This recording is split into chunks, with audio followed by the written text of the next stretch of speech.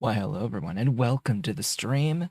This is Otaku Shobo. Today is Thursday, February 29th, 2024. Happy Leap Day! A day we only get to see every 4 years. Oh boy, I'm joined by Ollie. He's sleepy next to me right now. We'll see him shortly. What shall we talk about for a few minutes here at the beginning of the stream? So we had our first stream of this playthrough on Tuesday for our brand new OmniPy series, and I wanted to get into things pretty quickly on that day because it's day one and it's the one that folks are gonna see for the most part. Now, going forward, as usual, I tend to spend about 15 minutes. We'll try to cut that down. About 15 minutes at the start, just talking about things. But specifically, I want it to be long enough to get through Twitch's initial ad run, which that's like 7-8 minutes after I go live, of which we have another three minutes now before they start, and then it's like a minute and a half at least. So we gotta talk for a little bit before we actually get into the important things, and it gives some time for folks to filter in. So it's Leap Day. What do I want to talk about? Well, there's the stuff behind me. My items, my displays. I sell these plastic displays. These are 3D printed displays. I technically have 3 3D printers, but I use 2 of them primarily. I've got this thing. That is the Creality K1 Max. So for those who are new around here, who aren't regulars, I do have, when I need to print things, because I've made sales from Etsy or eBay, I print up there in the corner, and on the main stream it's on the other side, on the game side, so we could actually sometimes just watch items get printed, which is quite nice. I like watching, being able to just see the printer print up there. The other printer I have does not have a camera on it, but it's physically behind me, and I don't really want to use it during the stream because it be loud. It be loud. It's a pretty loud fan. Not as loud as that guy. That guy is in another room. Sounds like a freaking Harrier jet taking off. This one, it's still pretty loud, but not as loud because it's not as many fans. But anyway, yeah, so we do some 3D printing stuff around here, and I got lots of things. I got lots of things. Like fairly recently, I made this thing. I designed this thing. I do all the designs myself for all my stuff. I use FreeCAD and build the models for these things. So what is this thing? This thing is for Super Nintendo cartridges. It's a second design. It is another separate design from what I've had before. It's a little tight. It's a little tight. I think I gotta widen it just a fraction of a millimeter because it's a little tight, but it is designed to be mostly form-fitting, so when it's in there it doesn't move around too much. Like it doesn't like lean forward and back when it's in there. I have a different design that doesn't use as much plastic and is significantly cheaper than this, that the carts can like they can lean forward in their slots. It actually makes it easier to get them when they're in there. If you have like a full set of 10, in there, or 5, because I have a 5-slot version, when they're in there, it can lean forward and you can actually more easily just pinch grab. But I like this too, just because it is much more secure in there. But anyway, that is that. We've got 50 seconds for Twitch ads before we get into it. Yeah. Hello, welcome to the stream. Yes, happy to see folks being able to check in live. Yeah. So I do talk about those things on occasion, and like whenever I come up with something new like that, I'll tend to show it off. You can see behind me I've got like a controller stand for Nintendo 64 controllers. I've got 2 Nintendo 64 game stand, and this big thing here, this like 4-tiered thing that's sized for like 16 Game Boy Advance games, of which there are 0 on that stand right now. Because I don't even have any Game Boy Advance games anymore. So, yeah. That all is all I want to say at the beginning here.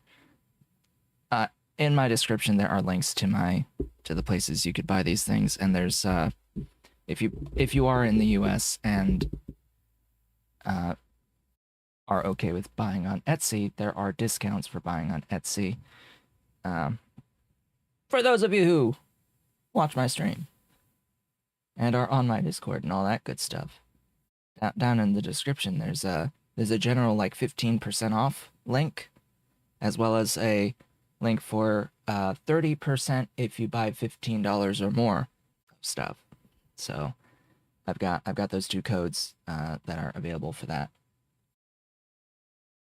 And those are my best offers that I have available. I will not have better offers than that starting tomorrow.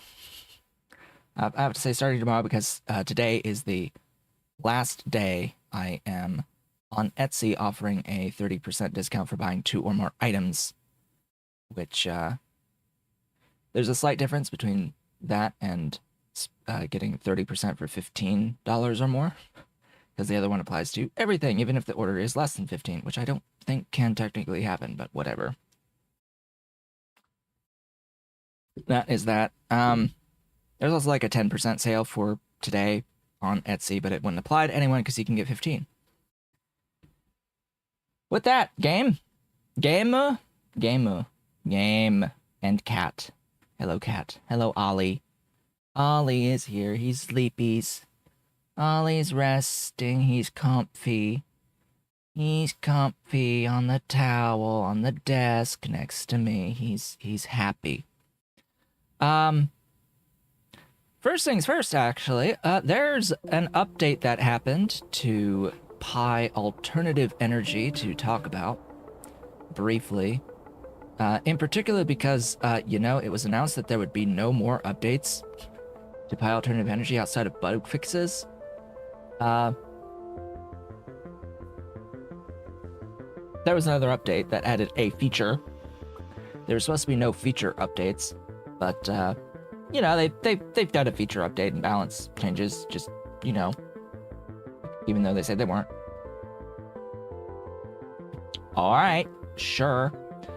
They did a thing with pipe connections for turbines. They did some other bug fixes. They added whatever this is called Project Viking. But in particular, there's a huge update right here. This line is what intrigued me the most, because this one is actually really good and important and nice, and something I want to just shout into the heavens how nice this is. Removed fuel rods from all stainless and super steel recipes. This is actually a really big deal. This is a really big deal. This changes the timing on these things. This makes things I won't say significantly easier, but it is one less thing to worry about for getting into stainless and super steel in particular. So, Just wanted to mention that as a thing that was updated.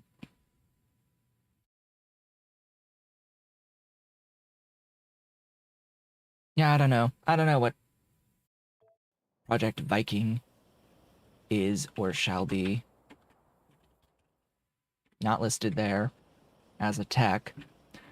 Well, last time we met, we started the game. We started the map. And we've been just scaling since then. Yeah, that's basically it. I've got a few mining drills, mining the Omnite, and we are in the process of accruing more and more plates to make more and more science in particular, so that we can actually progress into actual automation going forward. Now, this may seem somewhat automated. It's not really automated. It's not really.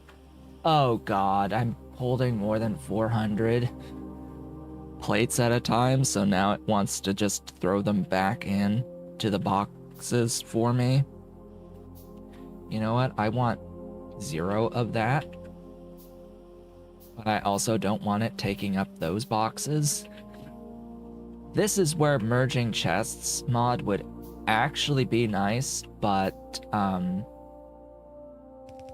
yeah, there's a few too many exploits, I think, with merging chests. It goes a bit beyond where I want to go. From just the box mechanic perspective. I do a lot of things that are very, very, very game-breaking for balance, but I do have some lines, at least. There are some things where I just have to say no on occasion. With Pi in particular, I don't think that this is... It's going to make things way too easy if using merging chests, I think. Just way too easy in the early game. The whole point of the productivity on everything is to smooth out the late game and late game experience. I like to try to keep early game mostly intact.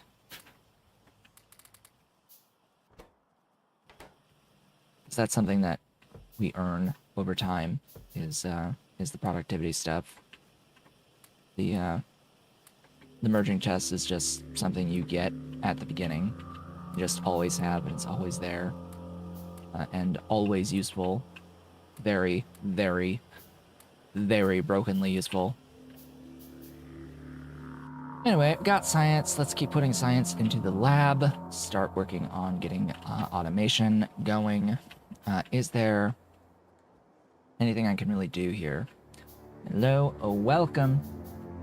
I am needing to continue to handcraft these automation science packs, at the very least until I get access to the burner assembling machines. And once that happens, I can actually start at least semi-automating the science production by throwing things into chests and getting an assembler line set up to make things. Make the science and throw the science into the lab. And then we can focus on handcrafting other infrastructure. Oh, speaking of. And it's looking nice thus far. I want infinite of everything though, so we have to think about all that. I like that I put all the chests here at the end of the last stream just to get the ash out of all of these. mining drills. I could set it up so that it's not a ring anymore. I could use belts.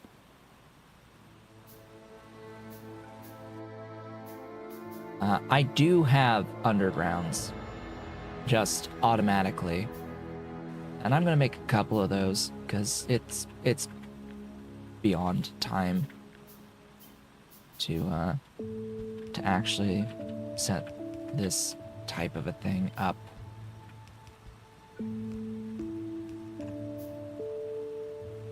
Yeah. Whoops, I need the,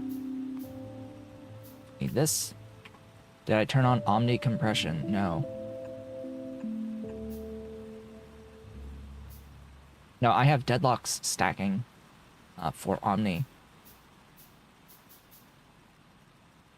We'll see if I need something like Omni compression.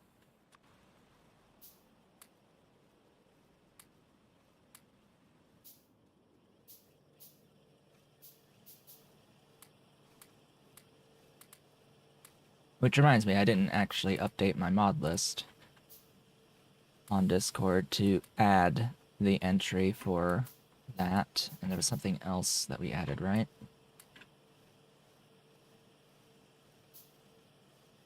I forget what at this point.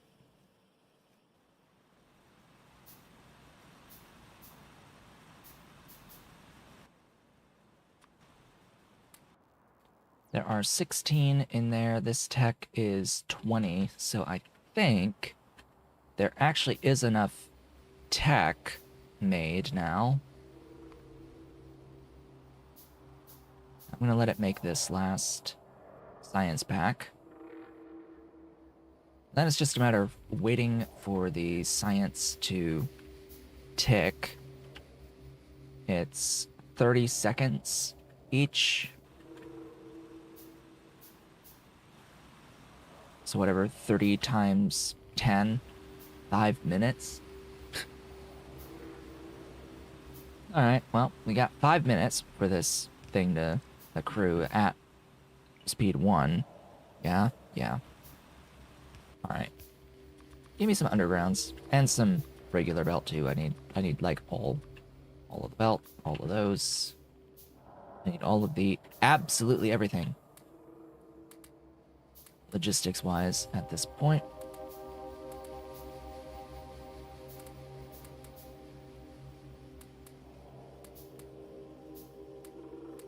Alright. Question is, I want to really set this up.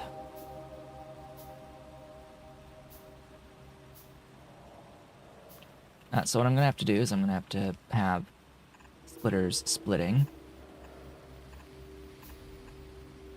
Get that line. And these make 1 per second each. Yeah. They consume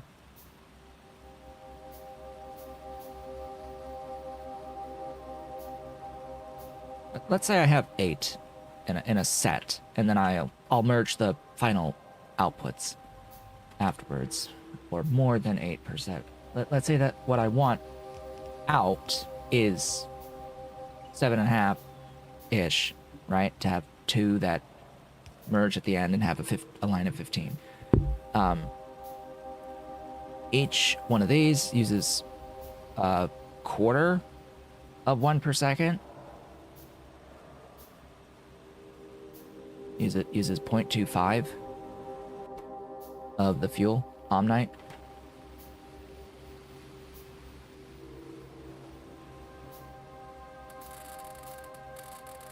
Alright, let's delete. It is time!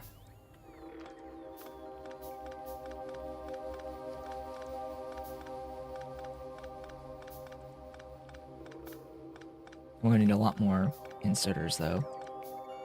Because now instead of just 1 insert each, it's gonna be 2 inserters each.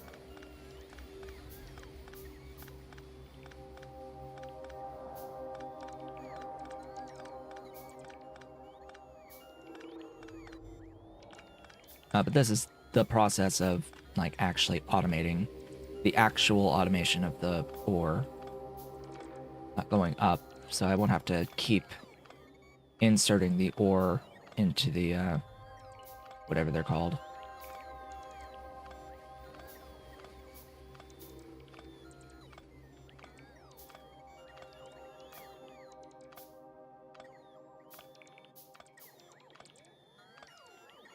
Oh boy, they're trying to charge. Get inside me. If you pick them up while they're charging, they immediately go out again because they don't need to charge anymore. Thank you, game mechanics.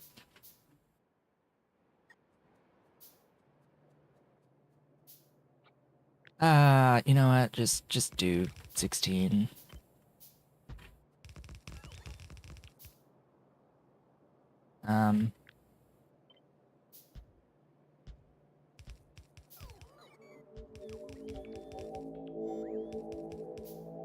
Alright, so 0.25 times 16 is 4. 15 minus 4 is 11. That's a bit more than I need. So 0.25 times, not 16, but 12? And 12 minus 3 is 9. Right, 0.25 times 10. 10 minus 2.5 is 7.5. That would be exact.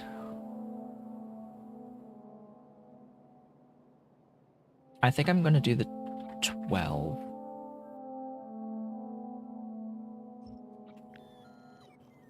Just for any inefficiencies with the dudes, with the doohickeys.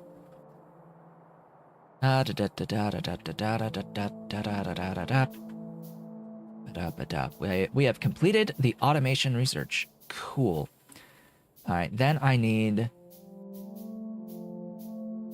to split off 3, so 1.5 on each side, divided by 0.6.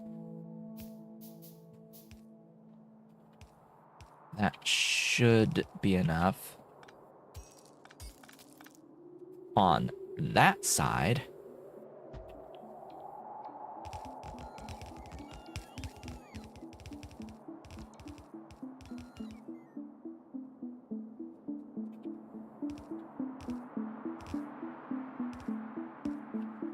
that is a complete belt.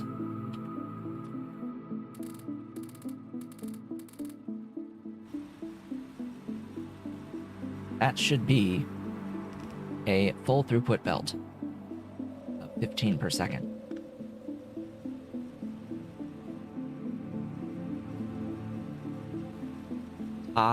Da. So, 15 per second.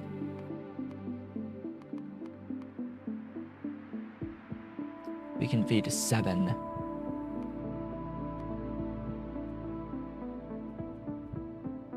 I think we're going to actually just feed 6. These 6. Why did you stop? Oh, you're out of stuff. Right. That makes sense.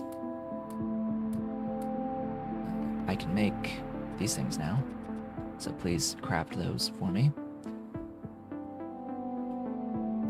Do I wanna change this layout?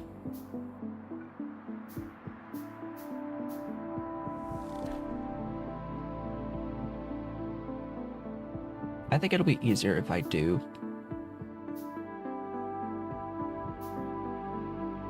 Yeah, it'll be easier if I change the layout. Pick up the boxes though.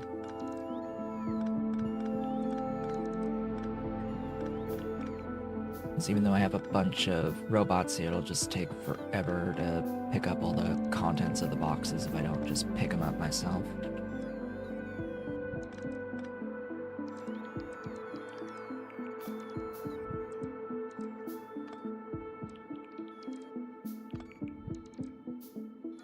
Hello and welcome.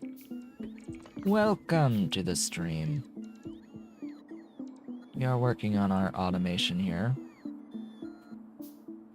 Transitioning from something that was very, very, very manual, only semi sort of automated, to be still semi-automated, just a little bit more automated than previously. Oh, and you don't have your ash output, dude. That's not good. You need your ash, dude. Into box. Yeah, you need your ash into box.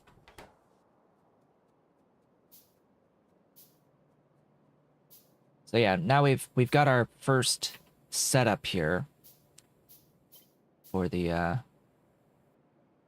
Omnite. That's not a great position. That will mine out very quickly, but you know, I don't think I care at this moment in time.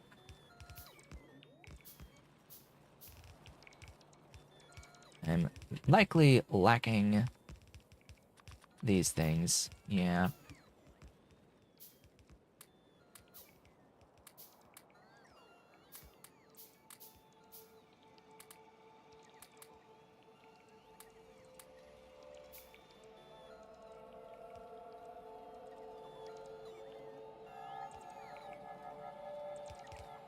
Oh, and regular belt now.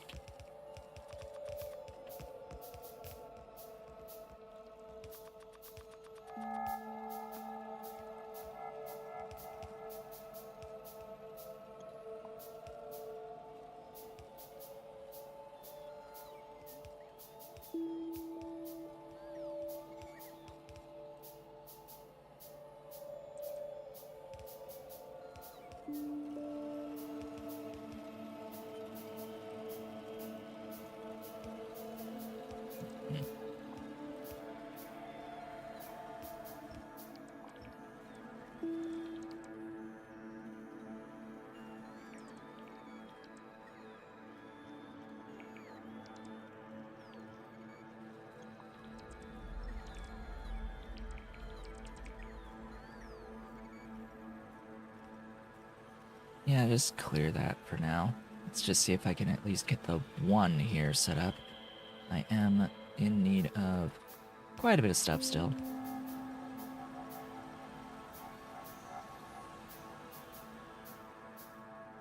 So I am going to have to come up here, get more stuff flowing.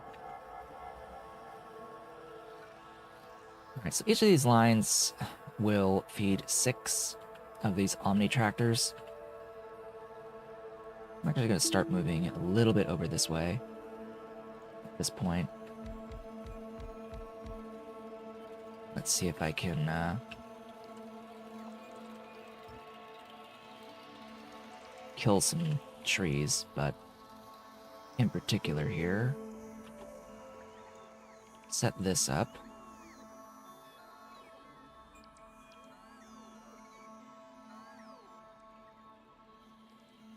The next part that's an issue is that that's 2 per second. That's actually an issue because of inserter speed. These inserters are 0.6.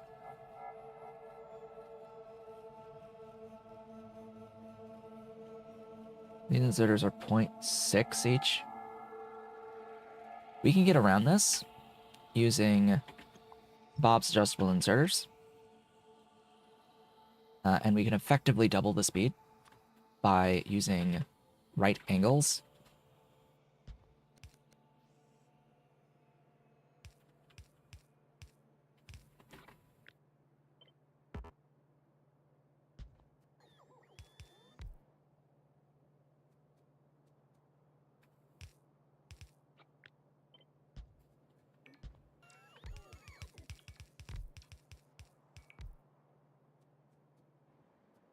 Look, I need more belt. Great.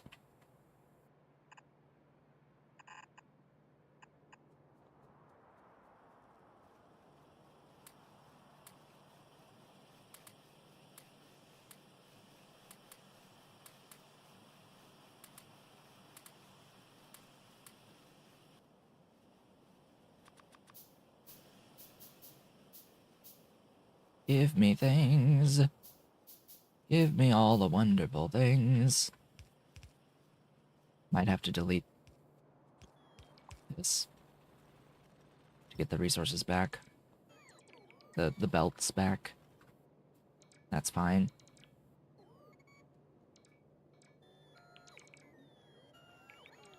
Don't matter to me none.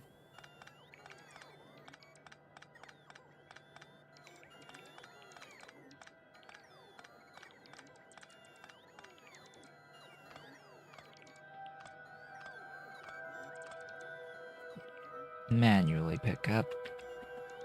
Just hold F. Come on, bots. I know you can do all the things. There we go.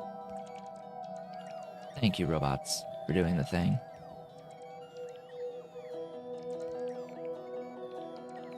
Pretty Ollie. Resting comfy. He's comfy kitties. He's a comfy kitties.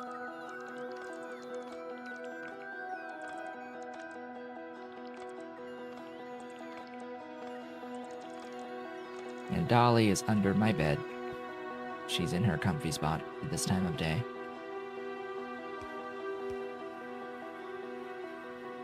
Okay. The next trick. Ash out is very minimal. I don't need to worry too much about the ash out.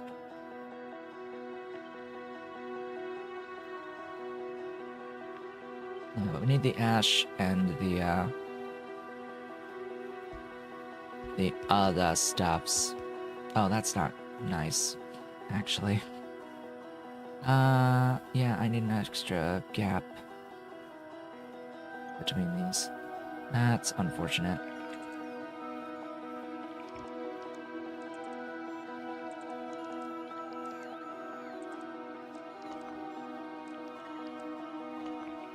It's also unfortunate that it takes literally forever to pick things up.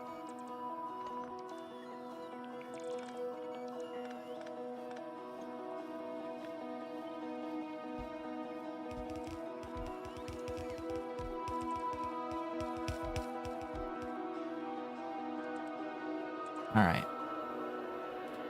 Better. Better. Oh. Yeah, that's another issue. Right.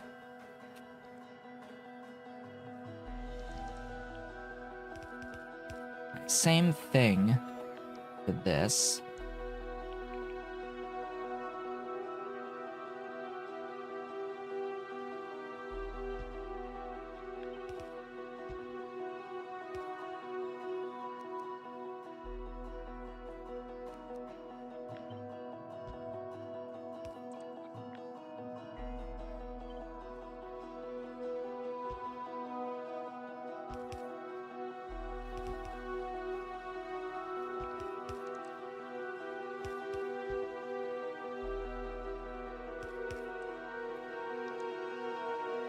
This effectively doubles the speed of the inserters, so I won't need as many.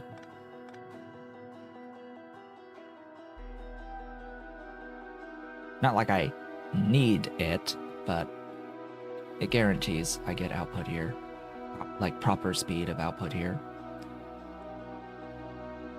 At least I'm assuming it does. And then 0.27 on the iron and the copper. Basically just one inserter is able to handle that, but this time I would like to split these, like which belt they're outputting to. Or at least, you know, the lanes have one on each lane. That's a little more ideal. The issue then is trying to combine everything ultimately. Maybe I just direct insert into the furnaces. I don't know. I don't know. I don't know what I want to do.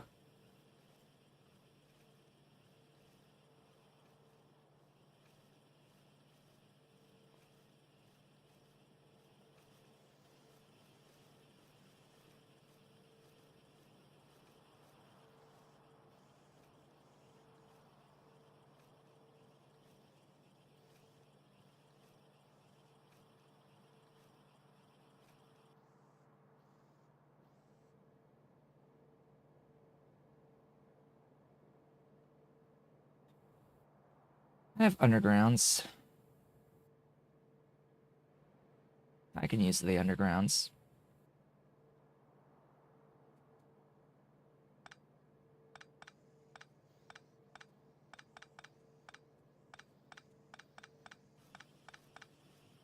Like, that would work if I had splitters, but I don't have splitters. So, will 12 be fine, or do I need more? Probably need more.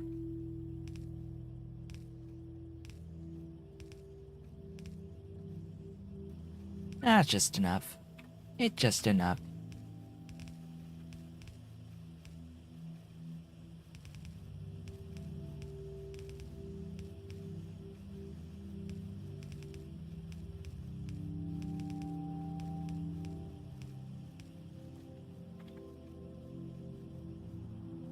Okay.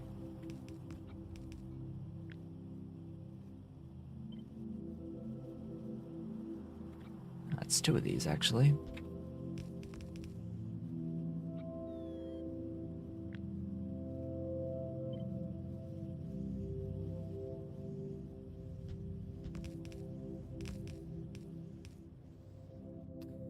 Great.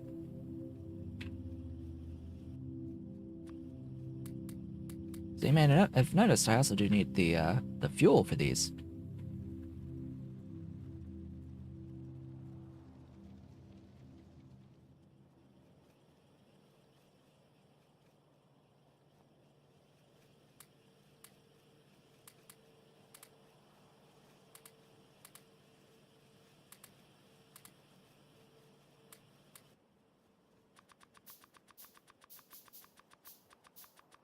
Alright. Let's work on that. So I know that I'm not using as much as I'm making. Yeah? I know I've got a belt of output here, and I know that this is only using up to 12.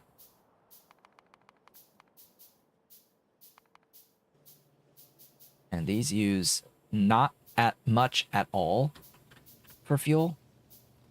So what I need to do is I need to, like, move those chests over.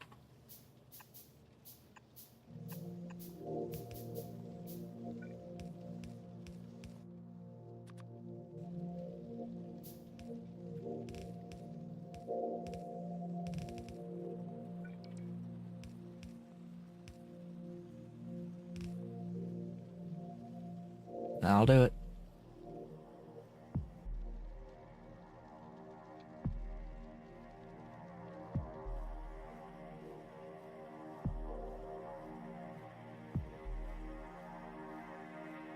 Yeah, I could put it on the other lane of these, but no, the issue is I do need the throughput as well.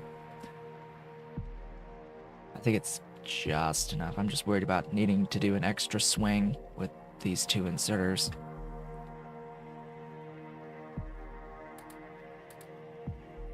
Well,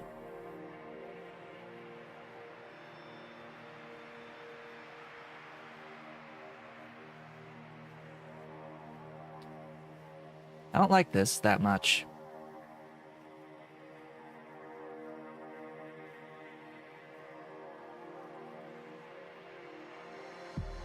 I don't like this that much. I want something I could, like, scale easily. This is not easily scalable.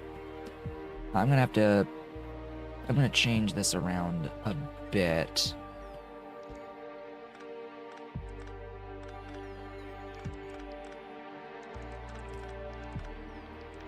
Actually, move this over. Shift that down.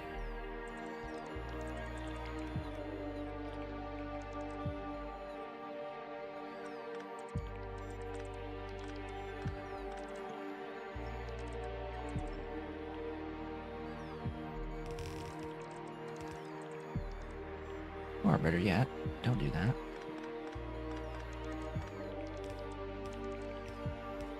Just run it through, buddy. Dum-dum. Just run it through. Don't be a moron.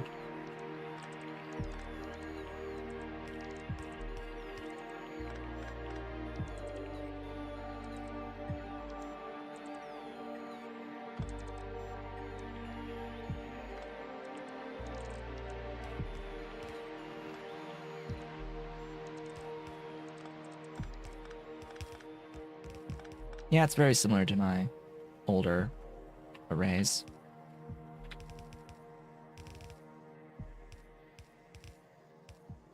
That's significantly better. That is so much better. This is scalable. This is so much easier and better to work with. That can be scaled just like that. So nice. So nice. The issue is that I need, like, infinite underground belts to actually make good use of that. I need infinite underground belts now, because I need to build another one of these and another one of these, and together that's 34 underground belts. Yeah, that's a bit of stuff. It's decent for the initial setup here, and it's only useful for this one specific recipe. Which is going to get outdated pretty dang fast, actually. For now, though, I need this to do that, and I need you to make the planter boxes. Need that for those planters. Need you making those. I need this, that. For bolts. Gears. For sticks. Yeah, and then there's the native flora as well. Great.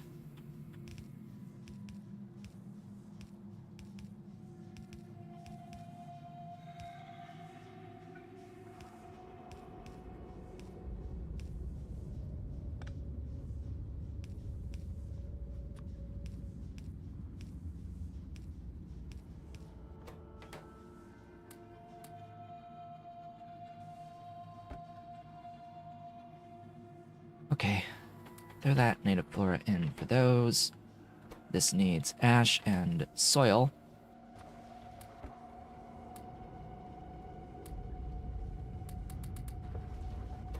You need bricks, wood, and plates.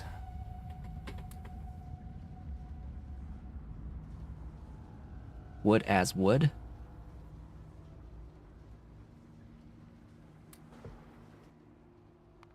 That's lovely. I need to handcraft that because I don't have wood processing units. I could build one, actually, and I've got the stuff to build one. Let's not do that because that's more power use.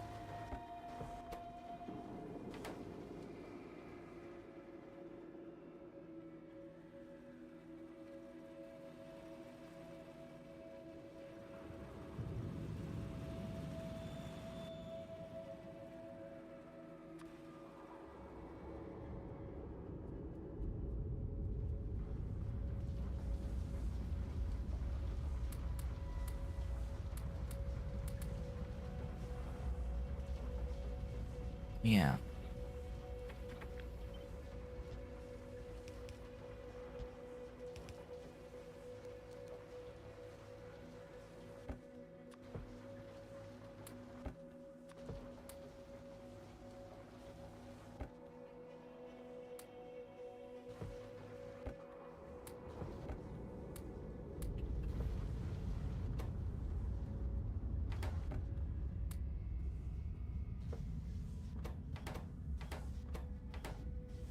So that's an amount of automation for automation science.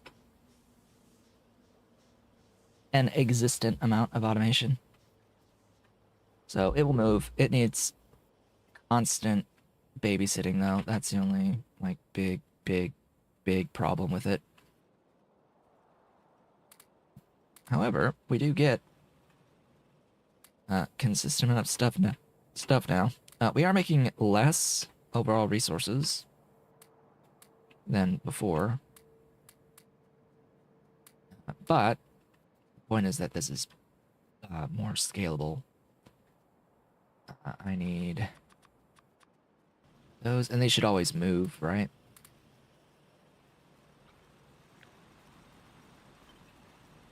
As I do this and bring this back.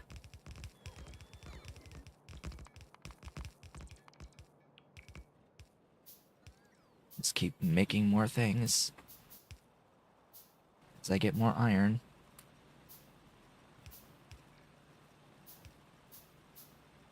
Oh, lucky, I'm completely out of these as well. And belt.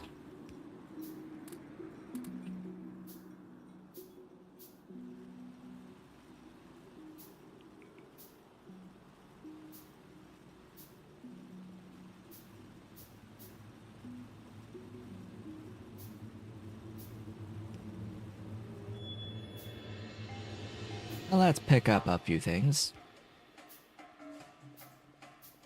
How much of this stuff? Oh, God. Yeah.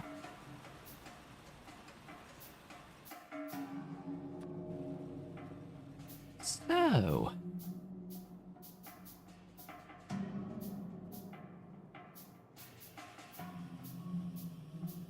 I may need to bring that prior setup back.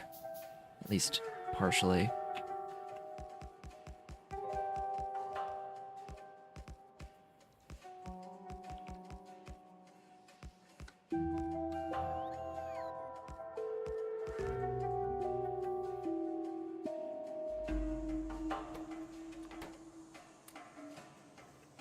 Get that going again.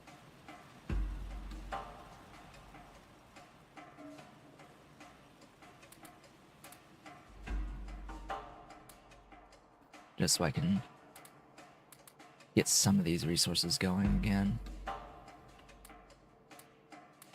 This is belt, but I need undergrounds as well. And regular belt. Lots of regular belt. Lots more regular belt than up here.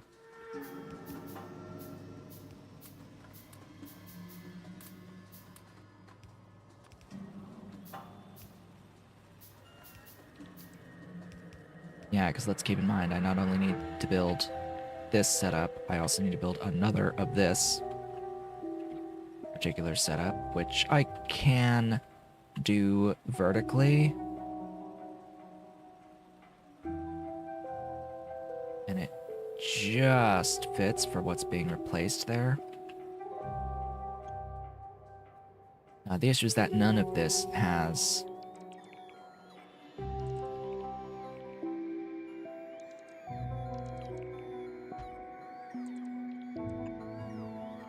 undergrounds as part of it.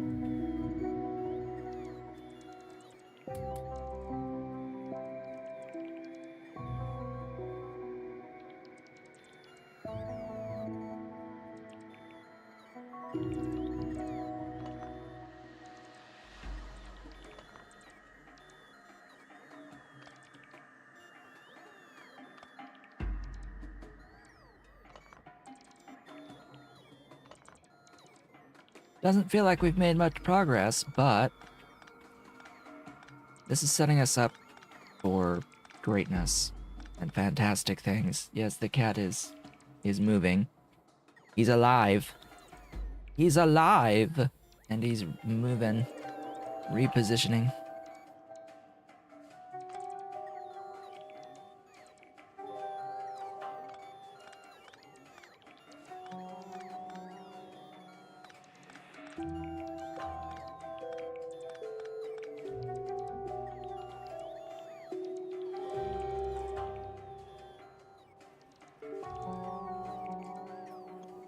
Didn't build that right.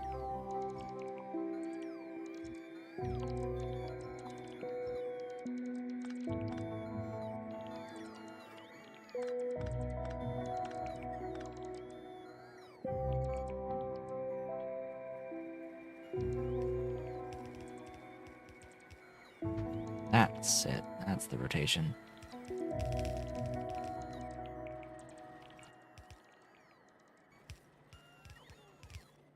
Does this ore include oil? You convert it into oil.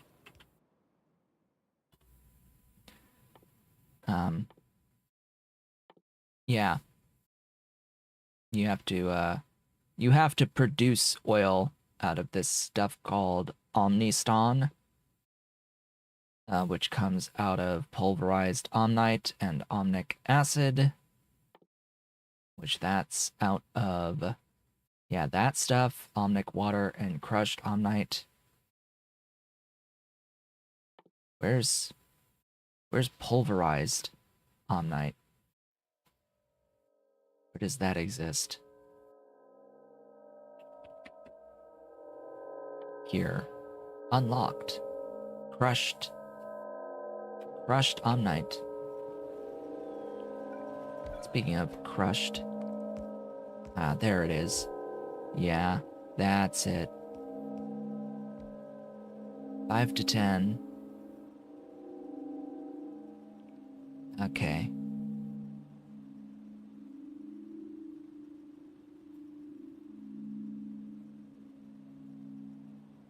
Cool. That's good to know.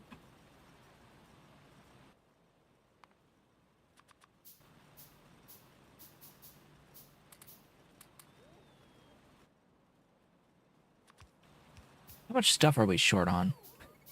A lot. Mythical Allet. You know what? Get rid of...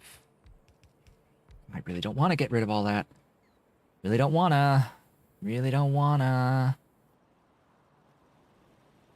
That'll slow things down so much. Oh well. Go up here. Shift C. It'll give it some stuff to play with.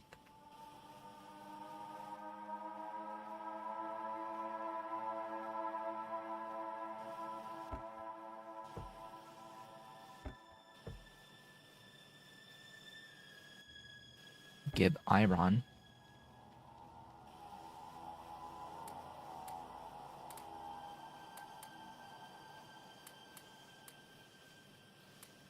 The issue with all these is that it's, you know, a lot of input.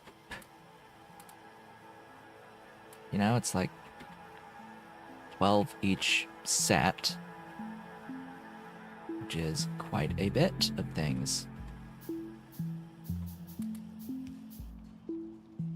It's like, yeah, this makes 0.2 each. And this would be 0.4, but, you know, 681 per up to 1 per second. It's just I don't have the ore for that. I'm gonna focus on getting enough belts as the first thing.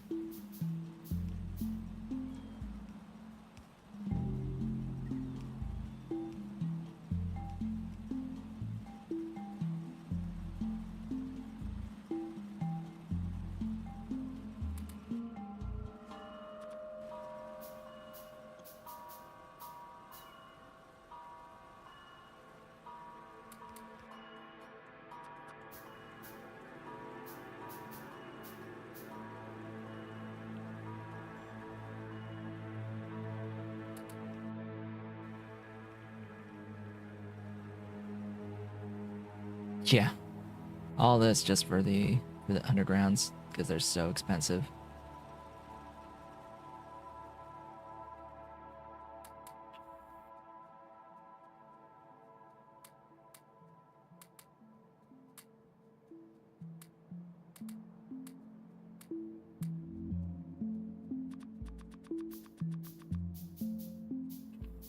Oh, it didn't actually use up all of the Omnite that I had on me.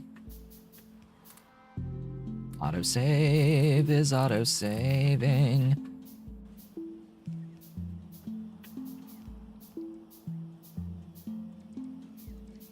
Wait, it threw wood in here. Okay.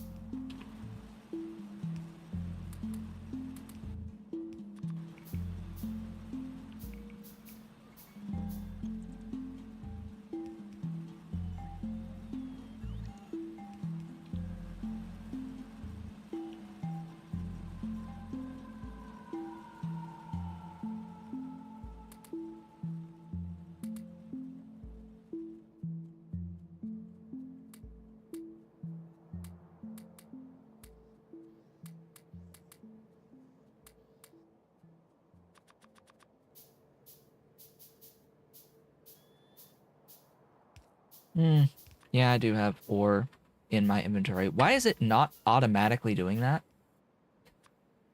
Hello?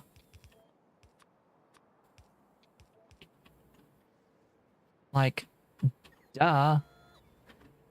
That's the whole freaking point of having this mod, and yet... Excuse me, but that is so stupid.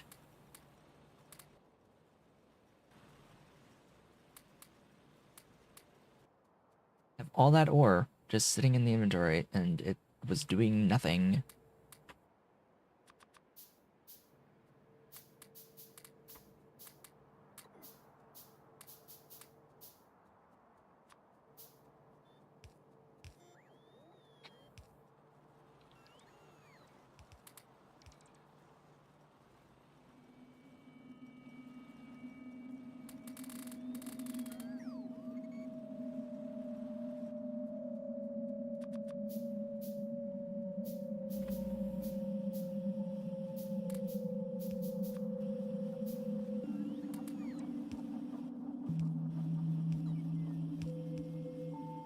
Keeps building these things because I'm not standing in the right position.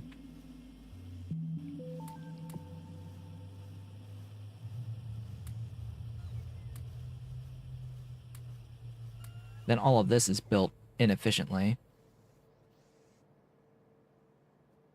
Look at all this copper just in the way.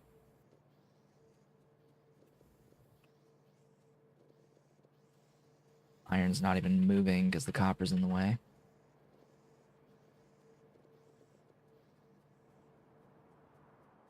And it's the iron I need.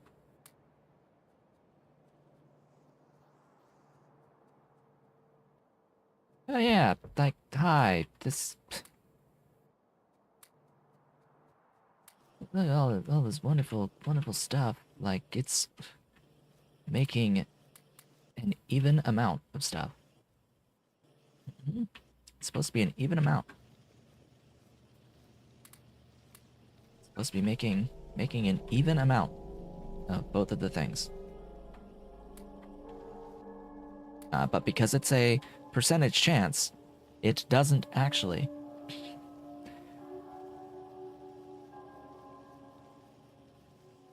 How am I doing? I'm doing fine. We're doing okay. We're hanging in there at the moment, for the moment.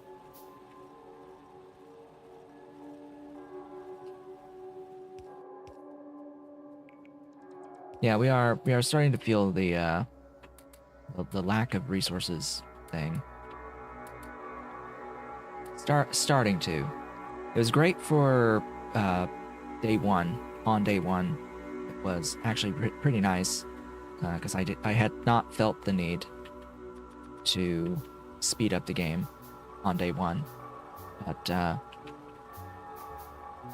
yeah, getting tempted. I am tempted. Very, very tempted. Give me that iron. I need it. I need it for things.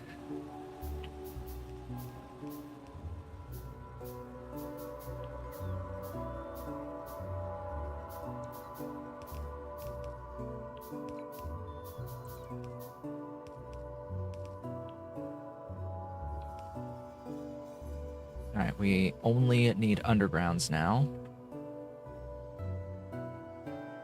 And inserters. But I actually need to produce more of the Omnic stuff. If I want more of those. Is this a new cat? No, this is Cat. This is Ollie. One of two. Ollie and Dolly. How long have you not been here? When were you last here? When were you last here? How long has it been? We've had cats for like 3 years. We've had Ollie and Dolly for 3 years. Almost 4, actually.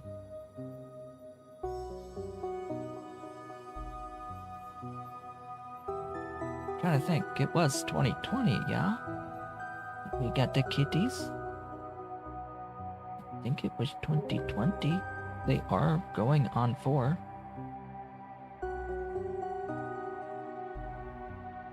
Yeah. He's big boy. He got big. He got big. He's really big. Really big kitty. He's big, but he's short hair. Well, Maine Coon was previous kitty. He passed away. Yeah, Mr. Cole passed away. Good while back now. November 2019. He was the Maine Cooney type. Still technically a domestic shorthair, but big and long fur and brown and very nice.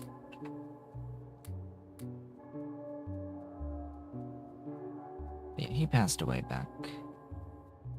way back in like early November 2019. I remember I was playing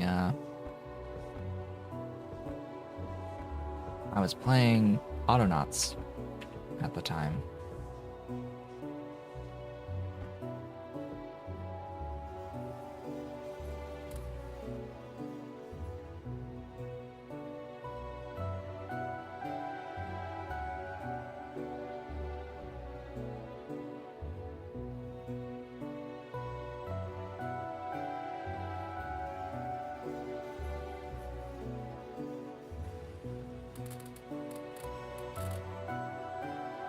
I can't just do this myself, yeah? I need the furnace. Great. The furnace needs the bricks. Wonderful.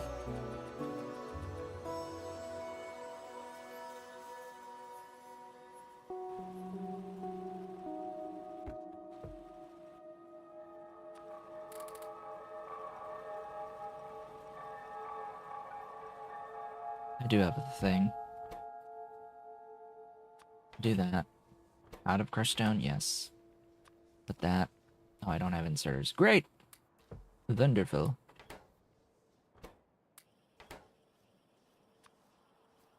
That's, you know, the point was to get the...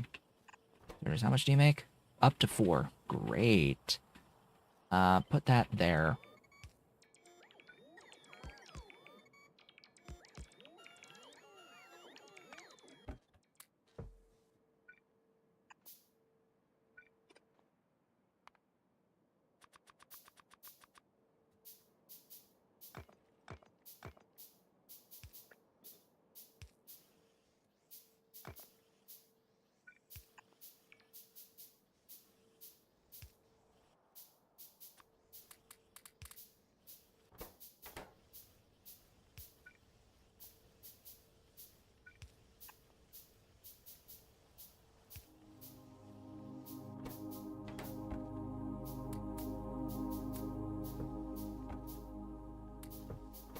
That's better.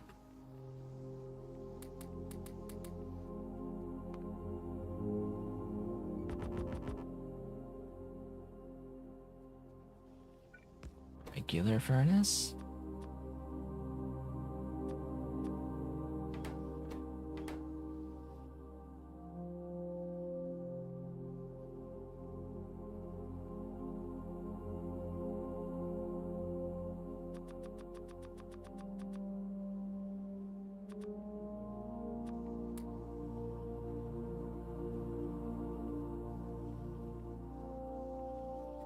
Ah, this wonderful question. I have not played space exploration. I will not ever play space exploration. It's not a thing that I will ever do.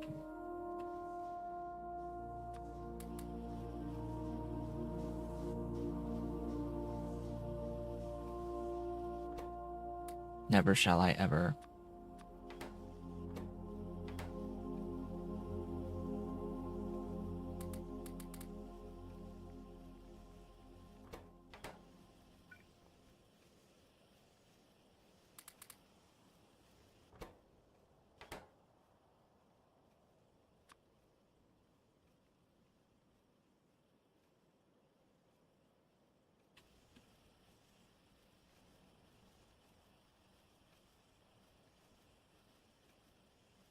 The particular reason is that it has mechanics that destroy my stuff that I can't turn off.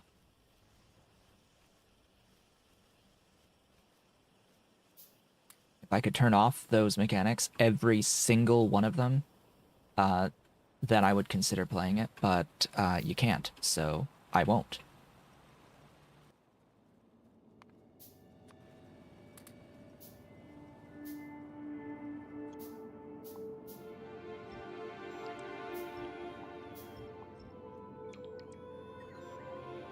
It's as simple as that.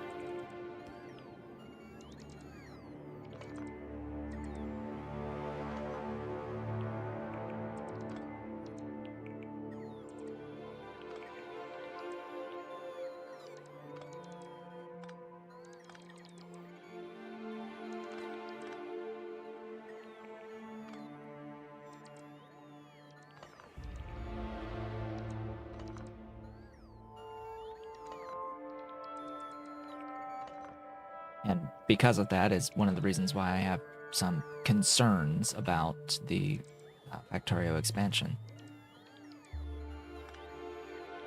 No, the point is I don't want to rebuild. Full stop. That's not going to happen. I don't want to rebuild things at any point. It doesn't matter if there's systems that can eventually alleviate the problem. I don't want the problem. Full stop. Period. End of discussion.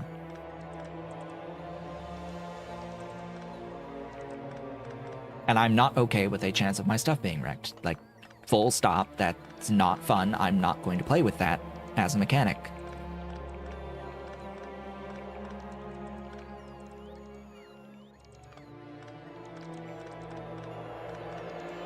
Just let me turn it off.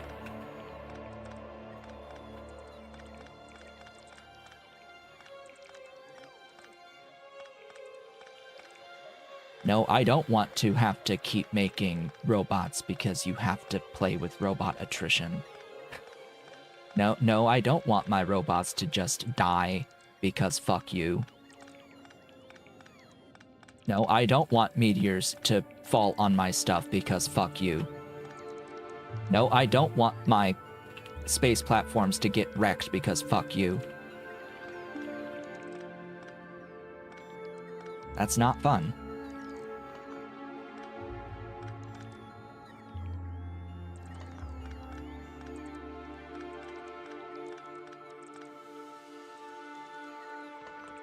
I'm here to build things, not rebuild things.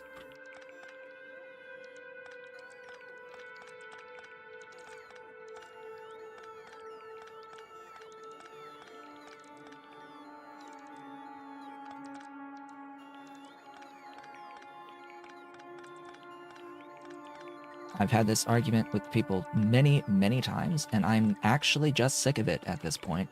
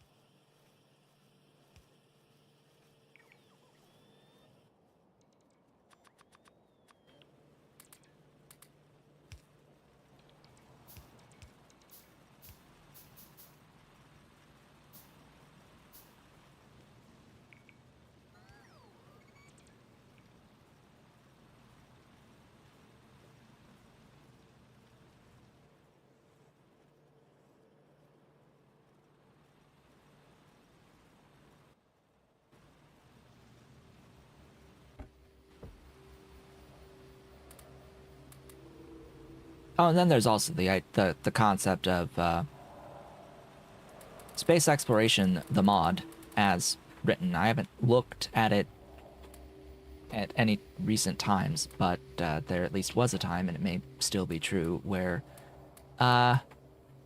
they use Factorio's like incompatibilities part of the mod settings, like defining on the mod portal. It uses incompatibilities to define mods it just does not want you to play with that are otherwise actually just fully compatible, because fuck you. That's not the balance I want people to experience with my mod.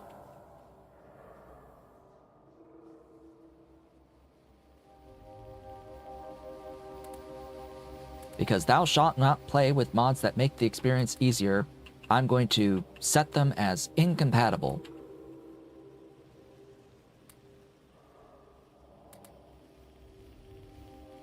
That's it. That's another thing I just do not agree with.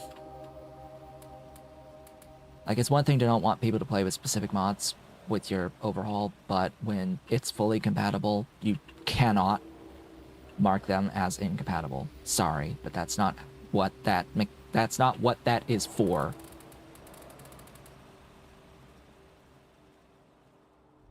Yeah, you shouldn't force people to manually change your mod to say that it's compatible when it is fully compatible, because you just have a very fragile ego and don't want people playing the way that they want to play.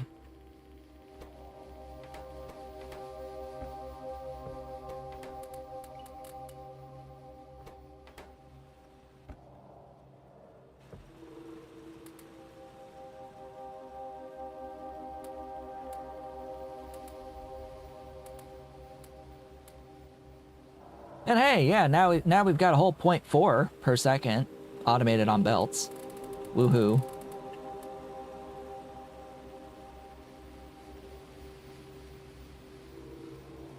There's now an IR3. Oh god. If it still has the same license, then it will continue to exist in obscurity. As long as the mod author does not want people to make content of their game, it will just continue to be an obscure thing that no one ever plays. Money undergrounds per second in theory. Well, you know, it's 23.7 raw resources of iron per pair of undergrounds. Let's see, I built this for whatever reason. I needed to build a thing, an omnimatter furnace. Do I not have more of these? Yes, I actually do already have these. What I wanted was this. Was to set this down.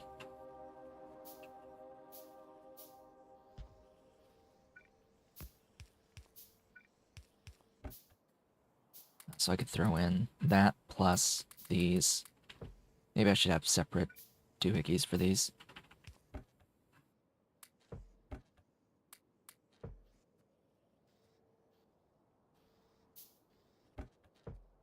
There. That'll give me a few plates.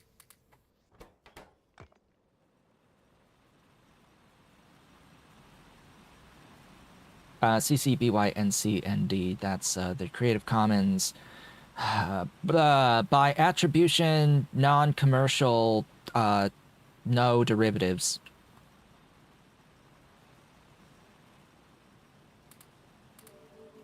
So sharing must be by attribution to the original author. You cannot make any changes, and you cannot produce anything with commercial purposes out of it.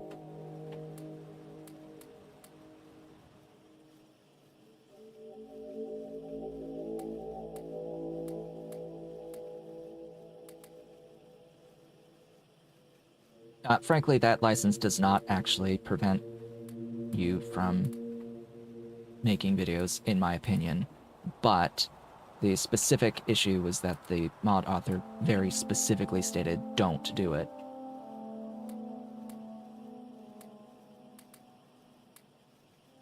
Pi has the exact same license, but Pi also says you can do the videos of it. So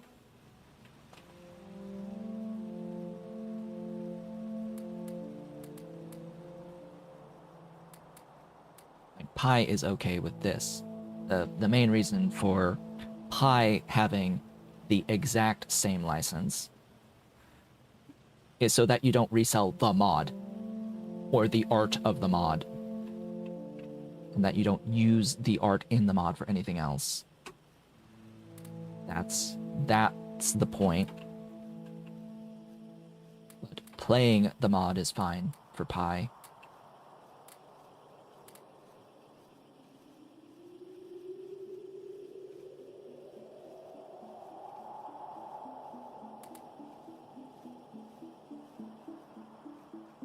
The extreme vast majority of reaction content is just straight up copyright infringement and illegal.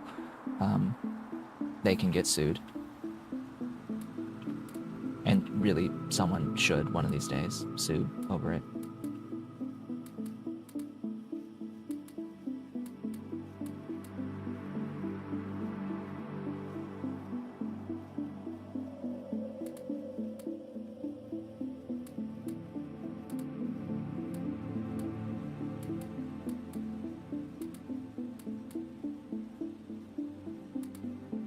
Either way, I think that Deadlock just doesn't have any idea how making content for YouTube works.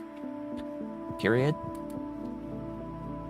Like, if your channel is monetized, like, even if you set the video to not run ads, there's still going to be ads next to the video. Even if you tell YouTube don't put ads on the video, YouTube will still run ads next to the video. Like, that's still YouTube making money off of your content. That's still YouTube making money off of something that you don't want to be commercial. So are you going to sue YouTube for making money off of IR?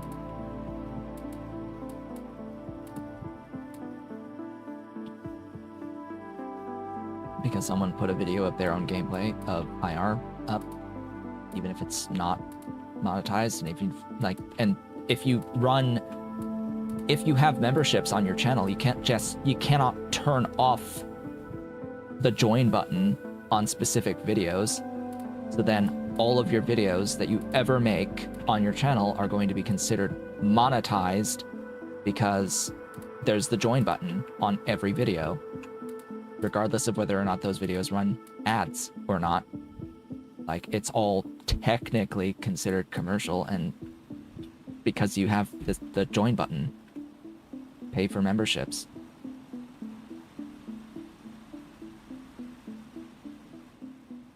It's like, okay, well, you just made it so that literally no one is allowed to make videos of your content. And if someone who doesn't have monetization or memberships on their channel starts making videos, well, A, that's a new channel that doesn't have many folks watching it in the first place, and if they grow to that point, then they have to delete all their videos of it. Yep. Makes a hell of a lot of sense. Sure makes a hell of a lot of sense.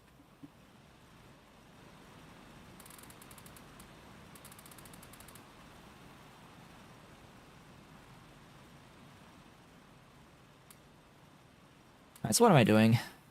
That's a great question. What am I doing? Putzing around? I need infinite everything. I need lots of infrastructure. I can make a whole of 6 more underground belts. Isn't that lovely? So I need to rethink how this is being done. I need to use fewer undergrounds in this setup.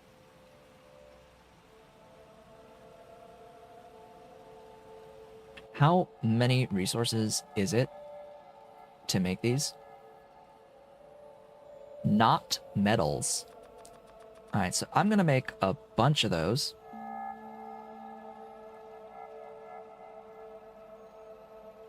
because the answer is it's not metals, meaning that it is actually more advantageous to not use belts here,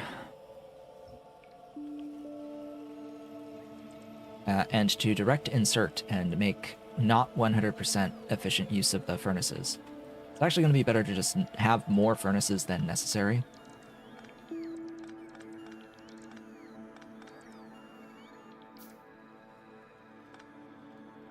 And not use all those undergrounds. It's still going to have the same overall output, but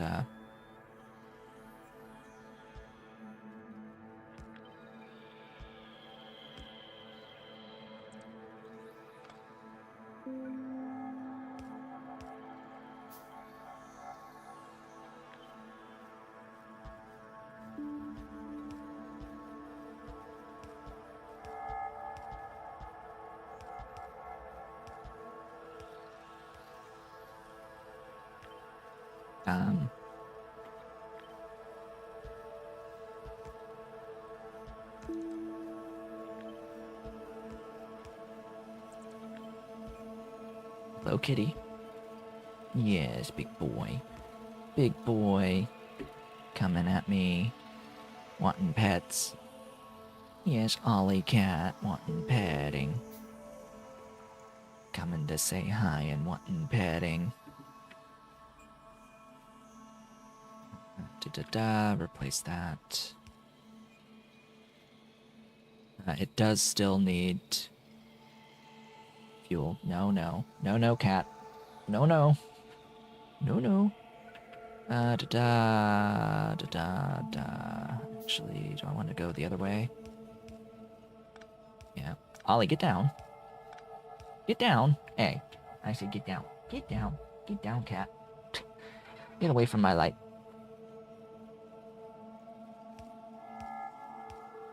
This uses fewer resources. This new design uses fewer resources.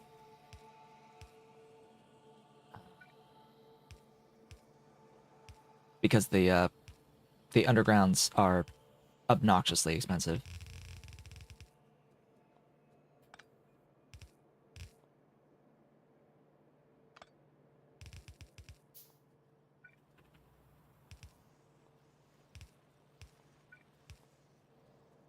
This is actually a better build overall.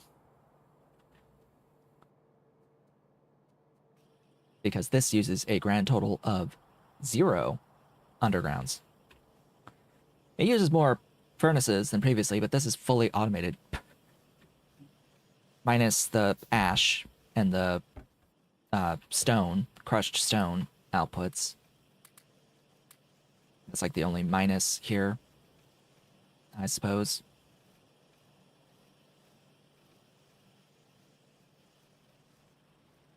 Now to redo this part of it too. Delete that. Delete all of this.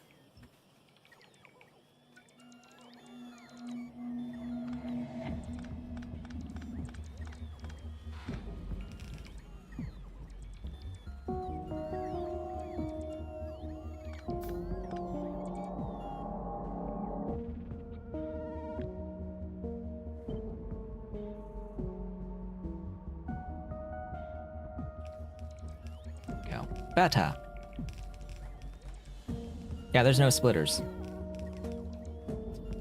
There's no splitters until circuits. Basic circuits. We need to play the entire game up to basic circuits without splitters.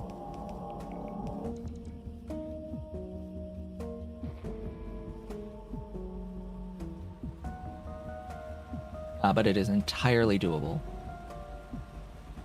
A little annoying, but it is doable.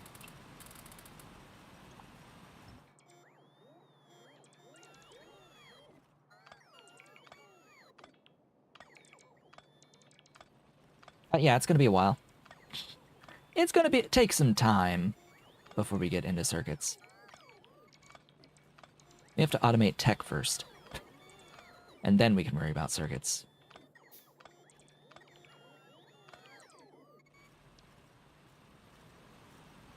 But anything splitters can do, in the inserters can also do. So, realistically speaking, while splitters make for nicer builds, the inserters can be used in their place for everything.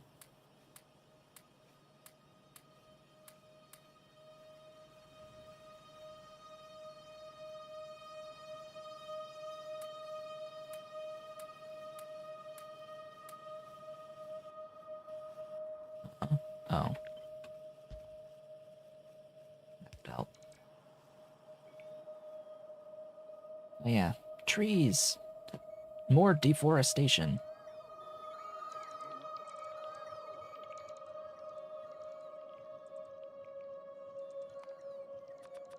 And hey, I've got resources. I can build more belts and things. Which bots do I use? So I'm using Tiny Start. It comes with vanilla bots, which don't usually exist with Pi. And I've set it to give me a Mark II set of roboports with 50 robots. And I've set it up to have like 2 reactors with 2 solar panels and a battery, which it looks like it gives a Mark II battery. And I do that just because I don't tend to actually upgrade my armor the entire game, just under normal circumstances. And I have nanobots, so nanobots will be a thing. Ollie, no, get down. Get down. Stop that. Stop that. Stop, my poor light. My poor light box. The light, Mr. Cat. Hey, what are you doing? Get down. Get down. No lookies. Yeah, you're gonna grab me. You're gonna grab me, try to claw me. Yeah, but yeah, dubba. Dubba. What are you doing? What are you doing? Hey. What are you doing grabbing me? You wanna fight? You wanna fight? Ollie Cat. You annoyed with me? Making you not be able to play with the thing you want to play with? Cat. Oh goodness, we are a minute away from our normal break time. That's lovely. Where's more of these? I need these. Let's stop with that. Give me belts. I need belt. I need lots of belt.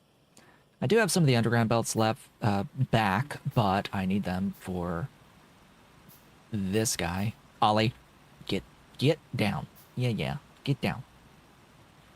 I know, you're annoyed.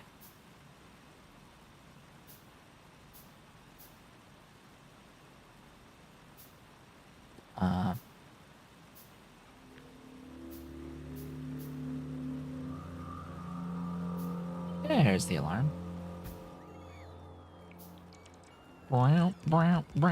We are halfway through the day's stream.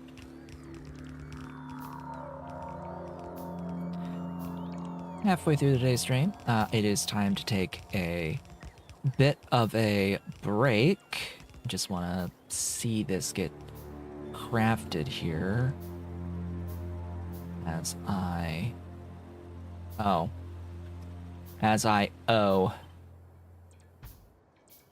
it was off a tile.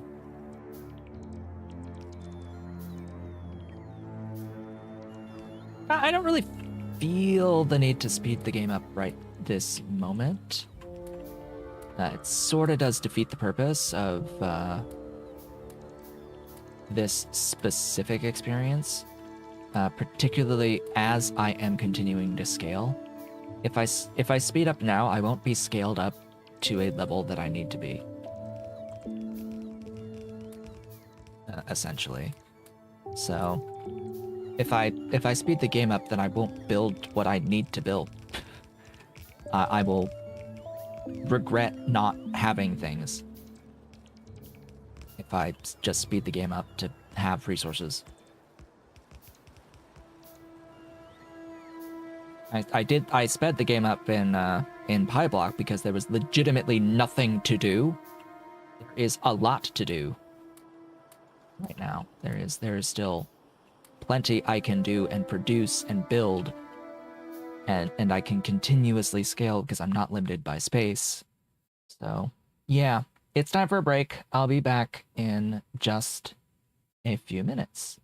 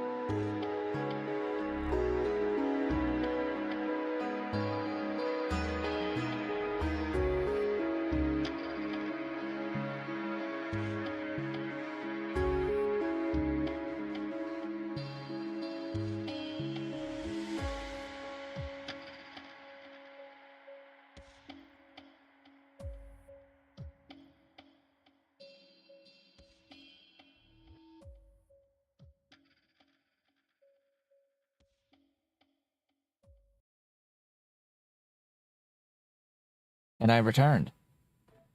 Welcome back, folks, to the, at the moment, second half of the stream.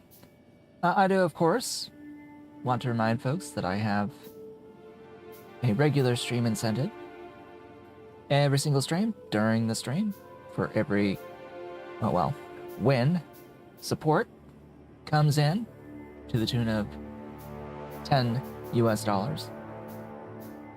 In total, the stream is extended by an hour.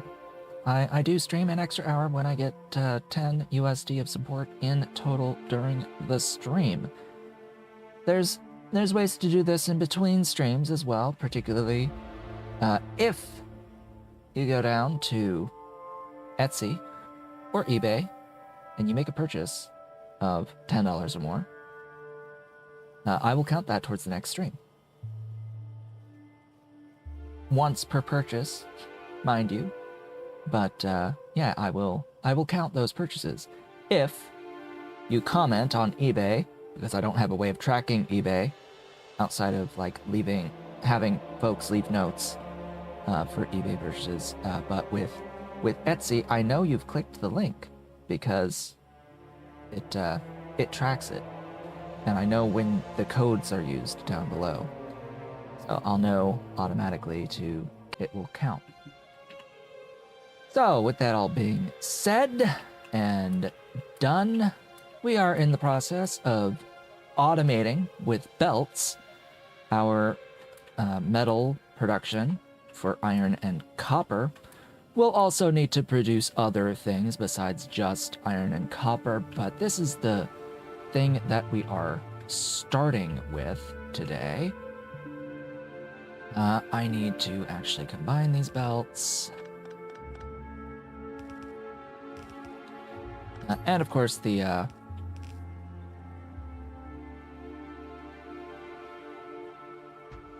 further that we go, the more that we scale, the faster that we can scale. So let's keep all of that in mind as well. That yes, there is a point to the madness. There's method to this madness. The more that we do, the faster it will happen, until eventually things snowball into stratospheric levels, to the point where it will be at least somewhat trivial to keep making, underground belts. That would be nice. Having underground belts be trivial to build and have boxes and boxes of, that'd be quite nice. Mr. Cat has joined me again with Mousy. He brought the red Mousy. Yeah, he brought little red Mousy. Yes, he's having a good old time. He's having a good old time now. That's my boy. Having good old time with Mousy. Yes, with that red Mousy. I saw that it was on the floor as I came back in, and I grabbed it and I tossed it into the other room, and it landed in their hammock, their little round hammock, and yeah, now it's here. He found it. He found it, and now he gets to play with it. Because he has some energy, he needs to get out. Yes, Mr. Ferocious Kitty, who always plays with his claws out. Yes, Mr. Ollie Cat, he lives to kill.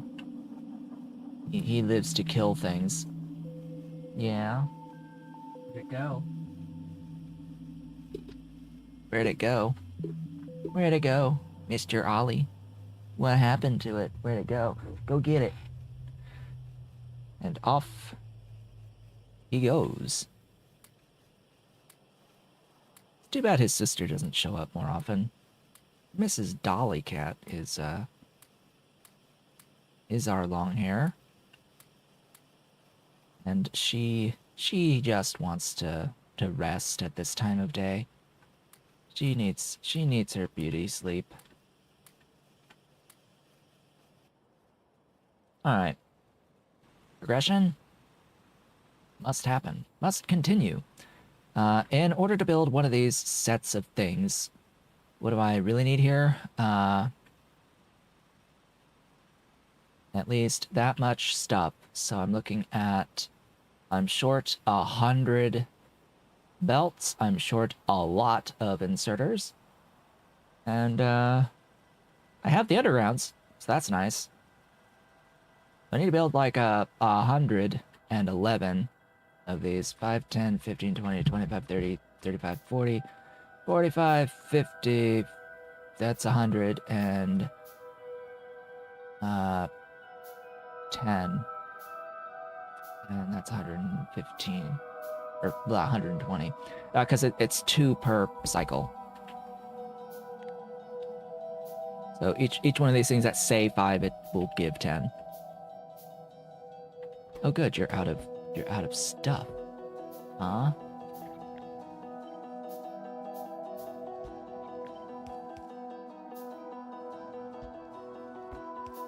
Well, I'm gonna do that. And that. And you're gonna have everything. All of the things. Giving me stone bricks. I like stone bricks. Stone bricks are awesome. You need stuff.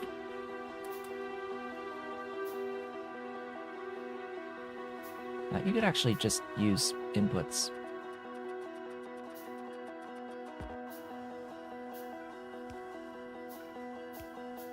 Make this a little bit less tedious to work with here. Yeah, so I'm also gonna need like infinite inserters as well. That's the next thing. Yes, Mr. Ollie. Where did it go? Where did you put it? Where'd you put it? I think you lost it. I think it fell back behind the desk. Yeah, your tail's flicking. Your tail's flicking. Where you going? Where you going? Oh, is it back there? Is it behind the TV? Is it behind my TV?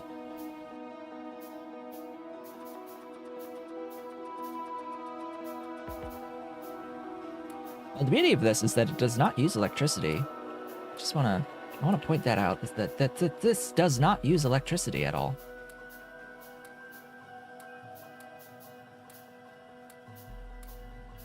What I also wanted to look at was the text here, because there's these focused doohickeys. And then like ore extraction 1 followed by ore extraction 2 all the way down here. That's a 12 to 8 with a 90% chance of 8. It says 7.2 and 4.8.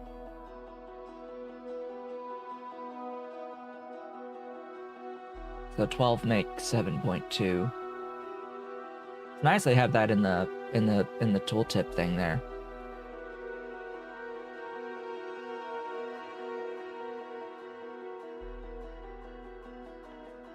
And I'm assuming it'll be the exact same with copper. As of right now, so just bear in mind 12 to 7.2. Right now it's making 2/3 chance of 2. It's making 1.3 each from 10, so that's 2.6 repeating, 2 2/3 of iron and copper specifically from 10. So getting those upgrades would be very, very nice. The issue with getting those upgrades is we have to get all of the upgrades times infinite levels of science in order to get that far. Because we could do iron focused. This would give more overall stuff. Wait a minute. That's a total of 2.6 repeating.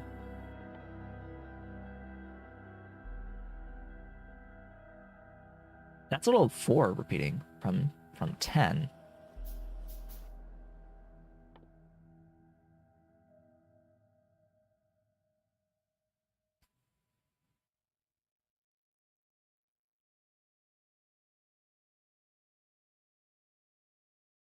That's just more stuff, right?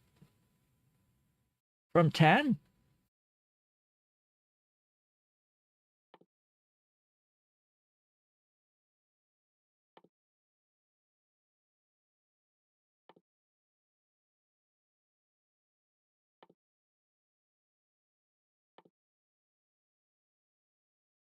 It ends at 10 to 3.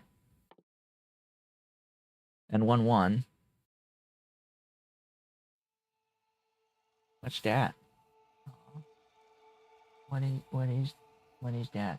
Little sticker piece. Don't know what that's from. Don't know what that's from, but that's not for Kitty.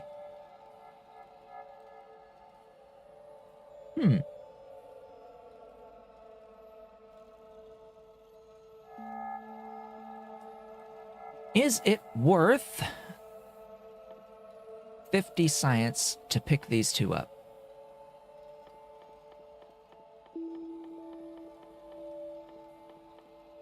Plus the, you know, extra upgrades. Well, I would need to make that science in the first instance, and that's where things are not nice. And then I would still have to, like, split up evenly these lines, right, if I wanted even amounts of output. But thing is, I don't really need even amounts of output right now. So would it be worth the 25 science to switch over to get that iron-focused output? It would reduce the antimony that I get, as well as the copper, but that's fine, because I need the iron, and it gives us a very significant boost to the iron. It's like an extremely significant boost to the iron. Do you need bricks? I've made a few of those at this point. Where are the bricks? Bricks! Bricks. This needs iron plates. Lol. That's gonna be a while. And this needs copper. Yeah, so I'm gonna cancel all those plans and pick up the iron focused research. Probably both of the levels, the three of the levels, all three of them. I'm gonna pick up all three of those. That seems like a plan to me. I'm gonna have all three of those.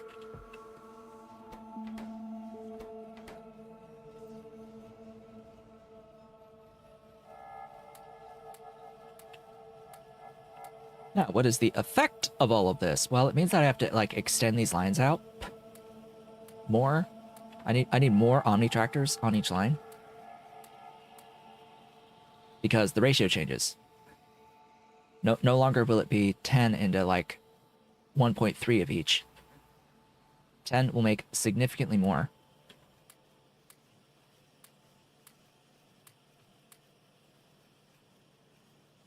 I think. What? Does the time change? Hold up. 5 seconds?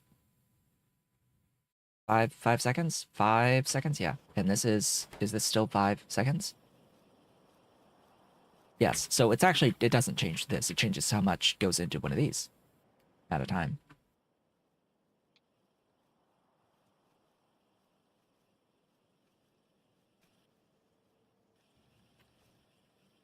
Significantly.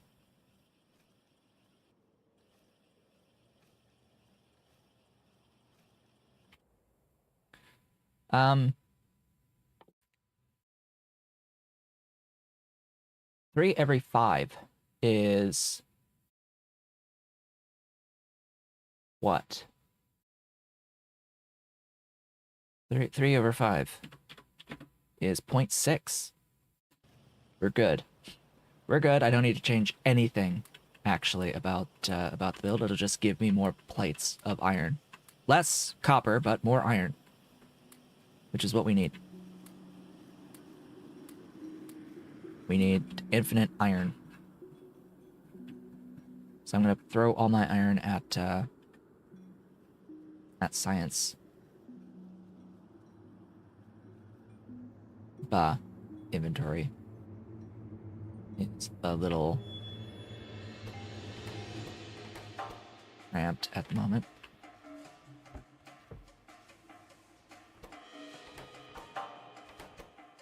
What? Oh. Yeah, that. Enjoy.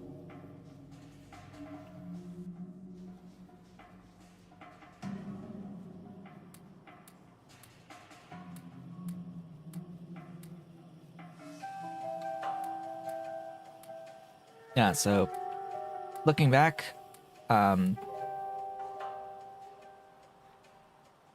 it's fine that I built this. It's just I should have focused on getting that iron focus tech earlier. I should have started picking up these techs earlier. Now this is going to be pretty significant cost since this one's 25 science. The next one's 50, and then the one after that is 75. Yeah. You see, about that.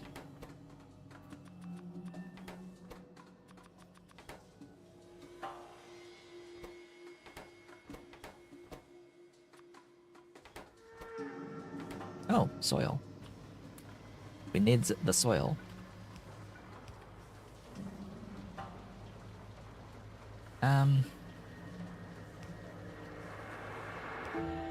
There you go.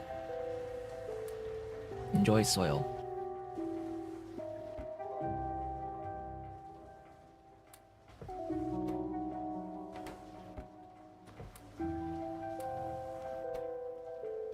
There we go. Science!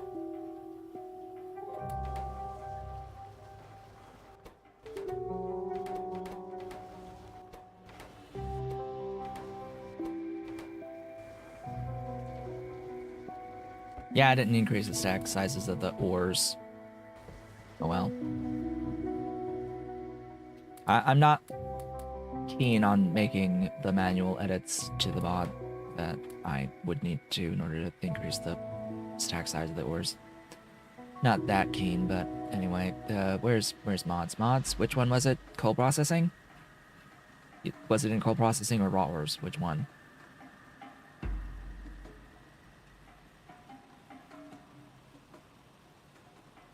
Raw ores. Pyro. 2413. Extract that.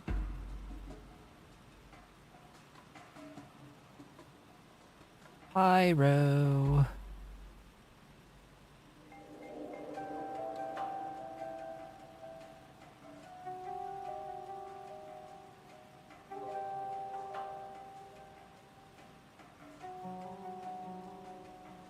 Right, and that is in what file? Control? No. In data updates. We're told that in data updates, I can change any stack size from the mods.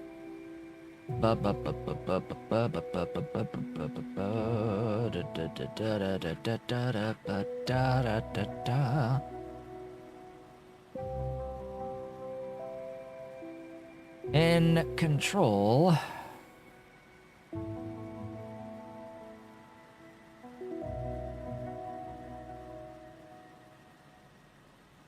I see item sulfur stack size, item landfill stack size are defined.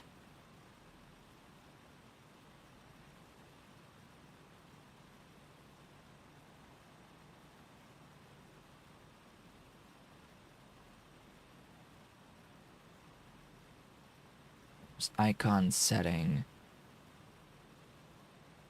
Now, there's nothing in data updates that is specifically controlling stack size. These entries for stack size that I see in here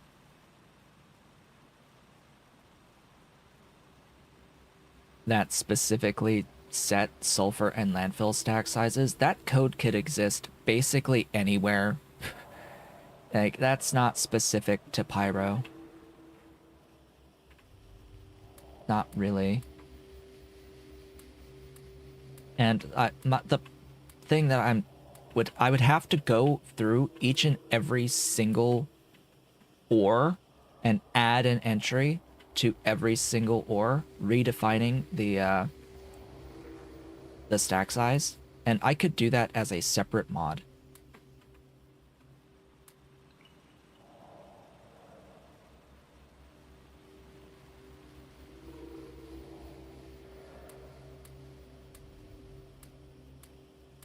I was thinking that there would be a specific script where I could just set the number for the stack size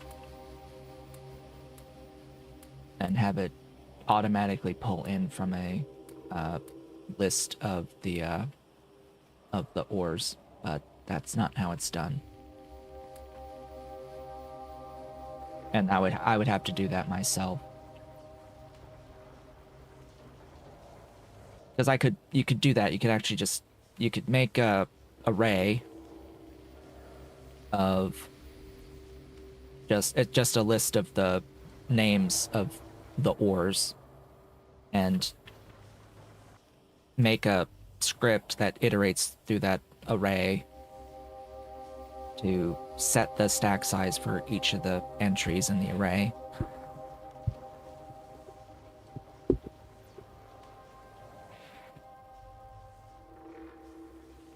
Yeah, big boy.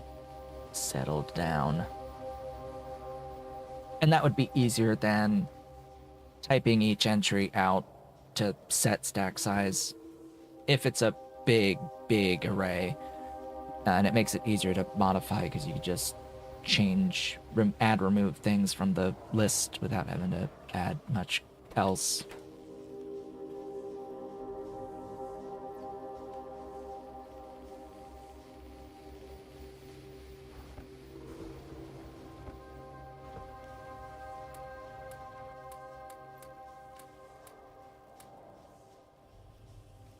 Why did I do that? I don't know.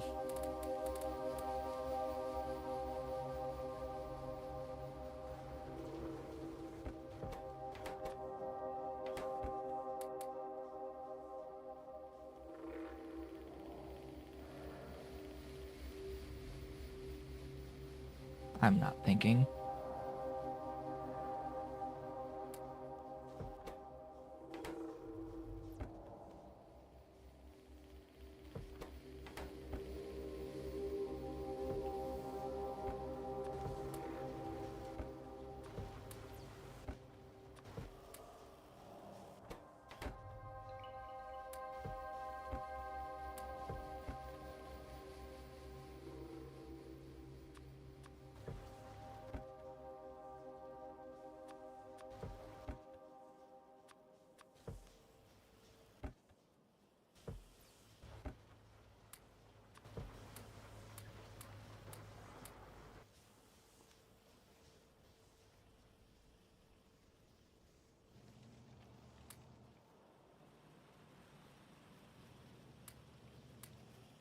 But either way, it would be just to change the ore stack sizes to like 100. You know, like they've done with Omnite.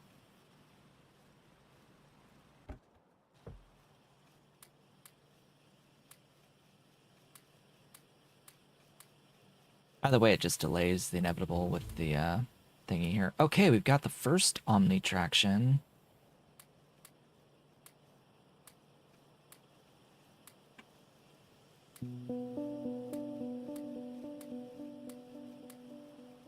Like, do you know how many ores there are in Pi? My God, it's a bit. Right, iron focused Omni traction. Even the first level is beyond worth it.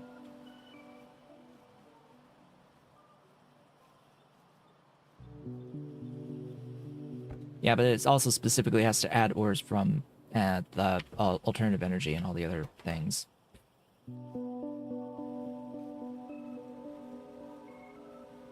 Yeah, native flora would help too.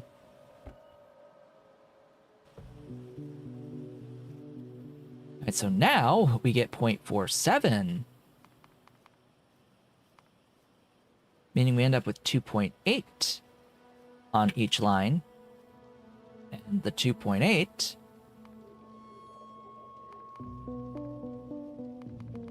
divided by 8 is 0.35. So we went from 0.1 of the iron and 0.1 of the copper to 0.35 iron per line. So we actually now have 1.05 iron, and we have less copper overall. The copper is down. Wait, is it down? No, it was 1.3. It was 1 1/3. It's actually up. The copper's actually up. Yeah, it was 1 1/3 from basic Omnitraction. Just doing iron focused gives us more copper than before.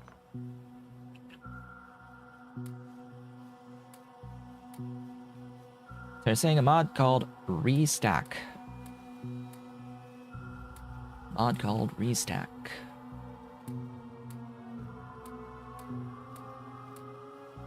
So now this build is producing 1.05 iron and however much copper each second, which, god dang, you went through that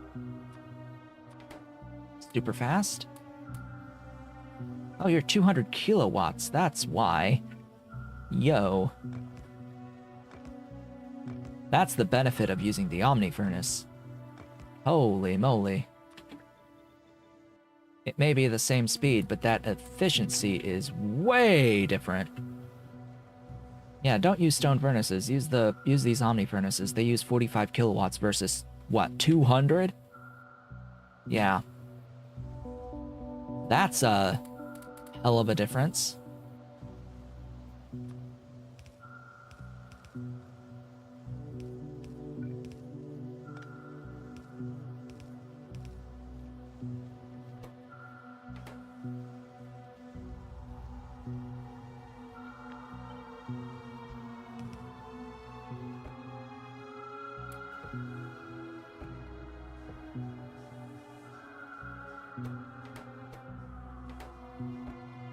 Oh, you need ash?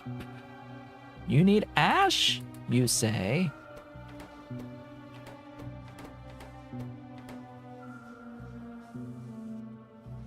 Really?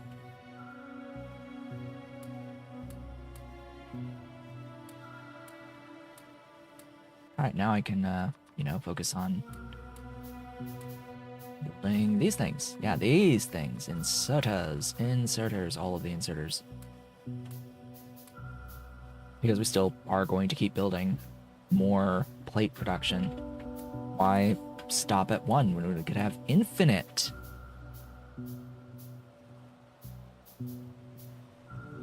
And besides, I need at least another line of this to feed the native flora lines. And these guys, this stuff needs to be repositioned.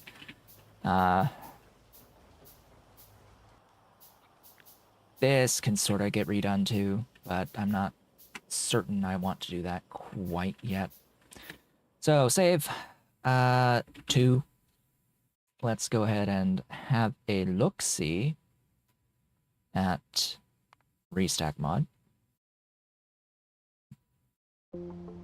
Mods. Install. Search. Restack. Restack mod. What do you have to say for yourself? That window. Okay. Add settings to comfortably set stack sizes.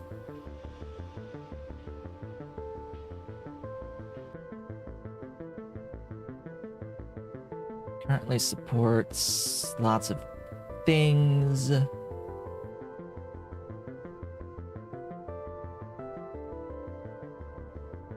We can try it. Oh, this is an Optera mod, okay.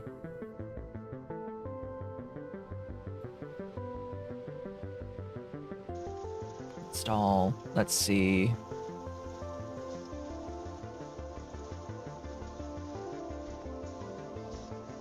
If restock.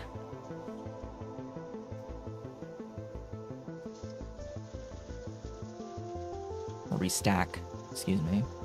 Let's see if Restack will have specifically the antimony available.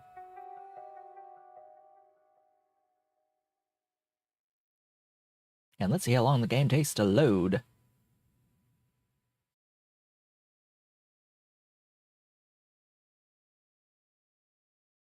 And we'll have to restart after changing settings.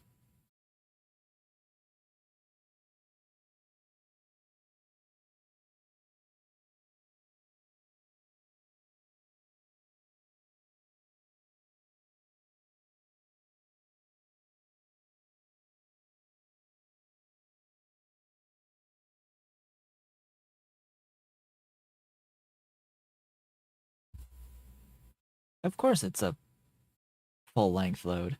Why would it be anything other than a full-length load? Anyway, we have less than an hour in the stream left. I don't know how much folks are willing to watch this another hour, but we are in the process of you know, actually feeling some of the snowball effect now. I know it took like another 3 hours, but I really wanted to get the belt automation on the plates today. So we've automated plates now. Where's settings, mod settings, restack?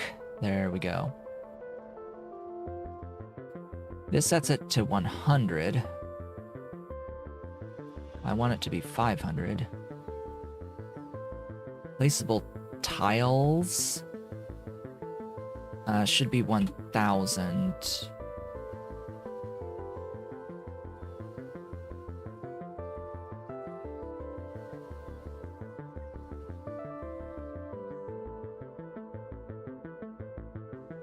And 0 means that there's no override.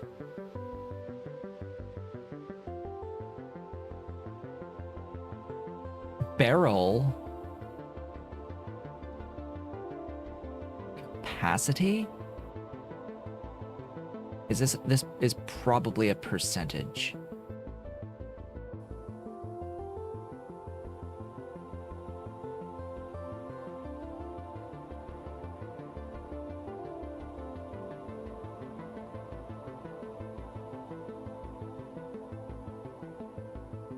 By the way, we'll try that.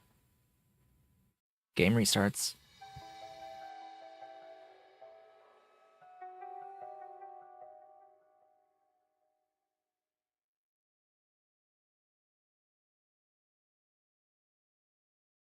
Do I have coffee left? No, I actually did finish my coffee. I can tell it's one of those days where I'm actively engaged with the stream and the content when my coffee isn't finished by the halfway point. I know it's an especially good day when I'm not even done with my coffee by the end of the stream. Those days are exceedingly rare, but they do occasionally happen. Sometimes there are those days where I have finished my coffee before I even started the stream, and those are not so good days, usually. That's definitely one of those days when I'm already done with my coffee before even starting the stream. Alright, we're back. We have returned. Okay. So now this has a 500 stack size. So antimony does get affected by that extra stack size increase. Good. That's all I really wanted it to be. Was for all of the regular ores to be 500. And not 50. Without really anything else being changed, at least not by that much. Oh boy.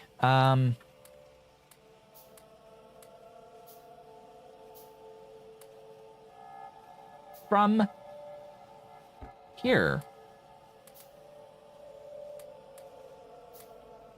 how do we progress from here? What are the next steps?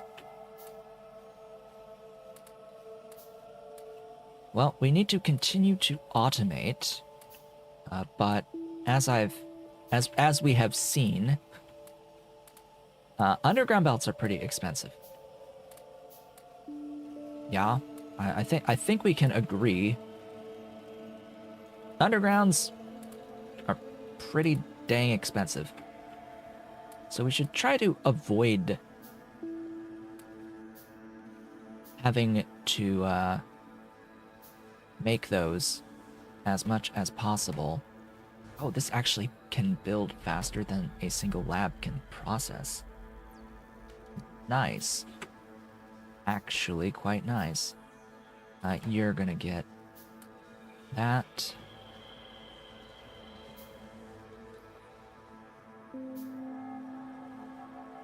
Okay, now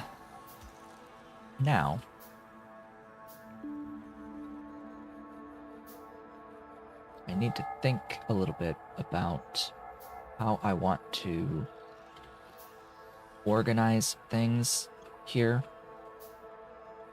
Because, yeah, just undergrounds are a bit prohibitively expensive.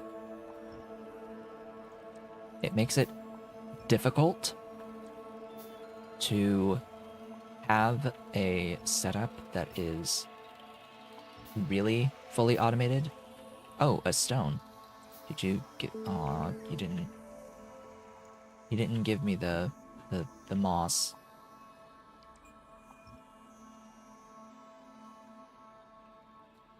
Hey, there's a moss. Thank goodness. We need moss.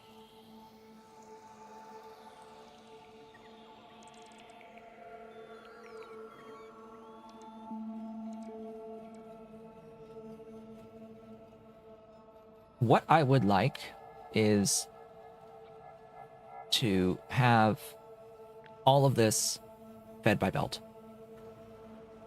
That's what I want. I want all of this fed by belt.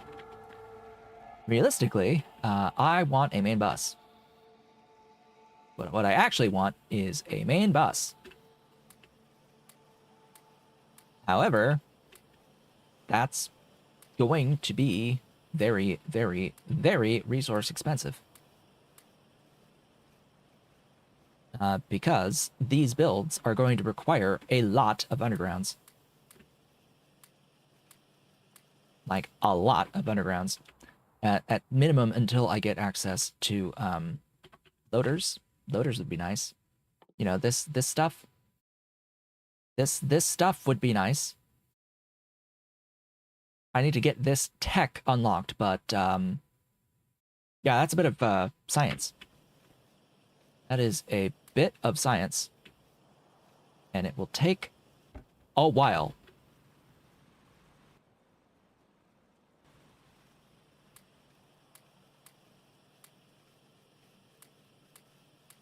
So,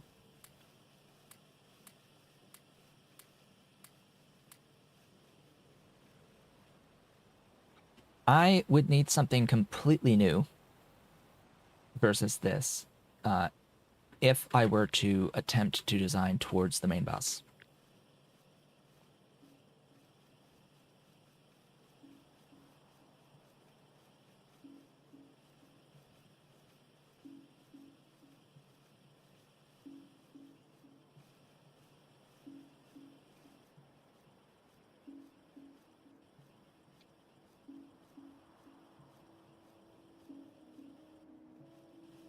And it will either be very expensive on undergrounds, or it will be very expensive on splitters, or on inserters.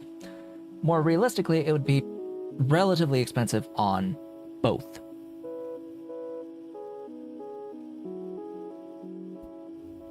Oh, as I get up and as I stretchies.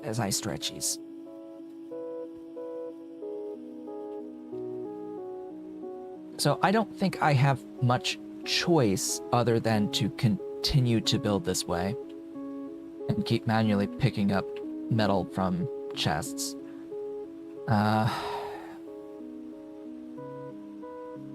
Yeah.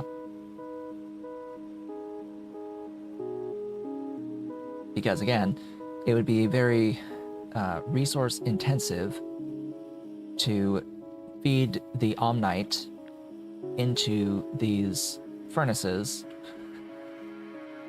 and to have the outputs on the belts that are supposed to like output stuff. So I have to still keep these chests to output the ash, and I would need other inserters outputting the metals.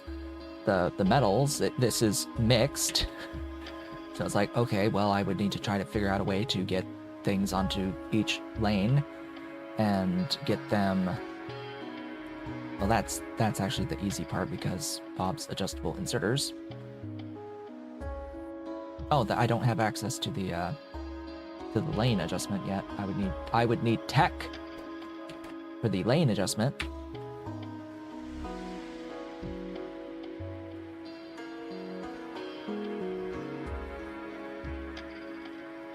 Yeah, I can't choose my side yet until I upgrade tech for Bob's adjustable inserters.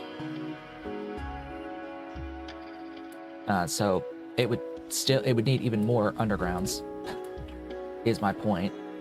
And it's like, okay, and I don't have long-headed inserters, so the tools that I do have access to are prohibitively expensive, meaning that we need to continue to scale as we have scaled thus far. And that involves setting up these lines.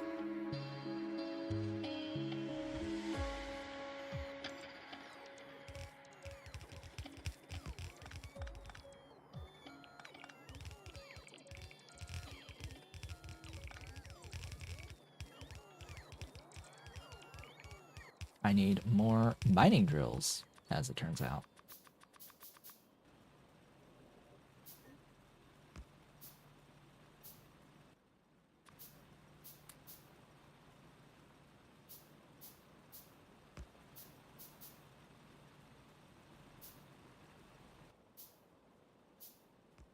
Oh, goody, I have plenty of iron.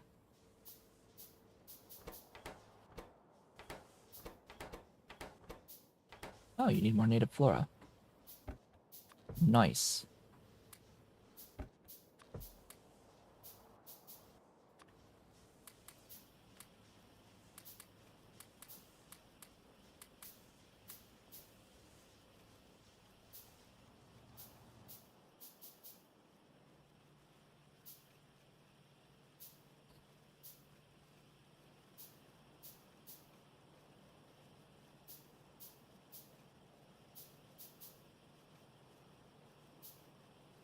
The problem is I need to merge all the belts, and that I would have to do that without splitters. And yeah.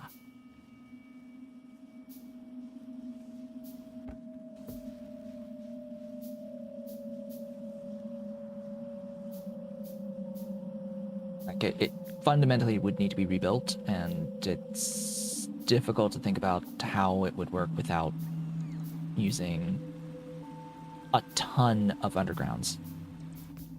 Like, it'd be fine if it uses a few undergrounds, but it looks like it could be using, like, tons.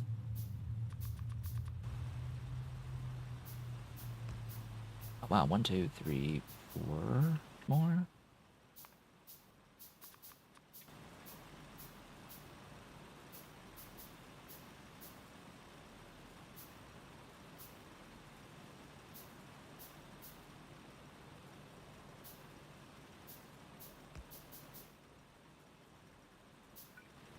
Because I set this. Yeah.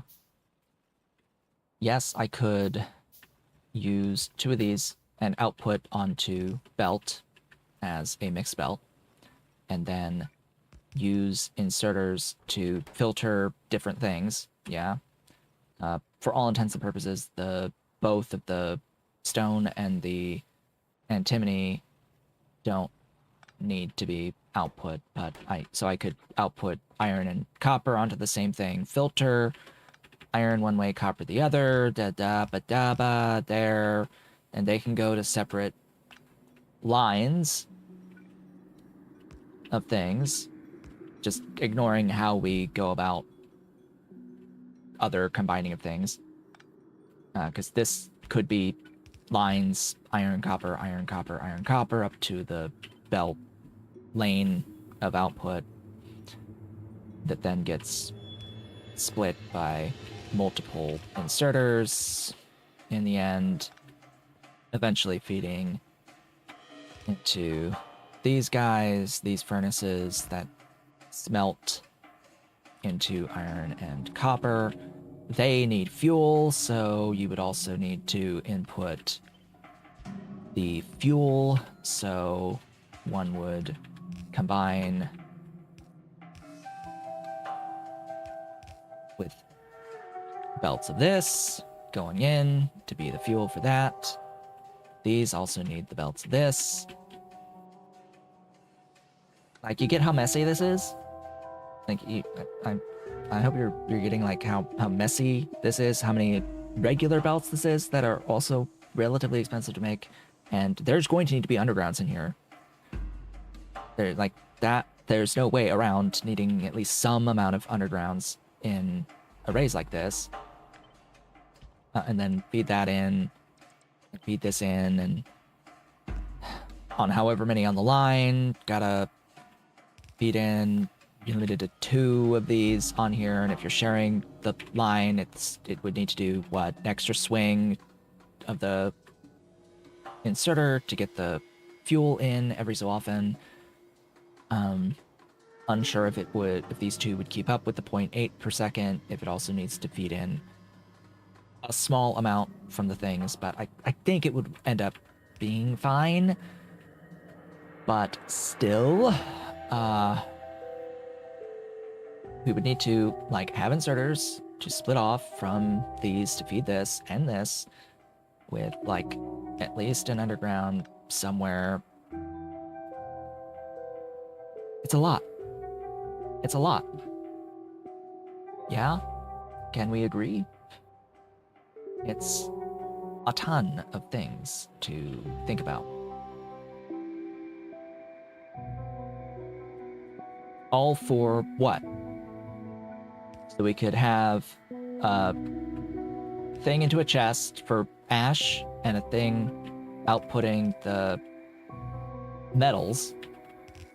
Like, okay. Okay. Sure. But we need a lot.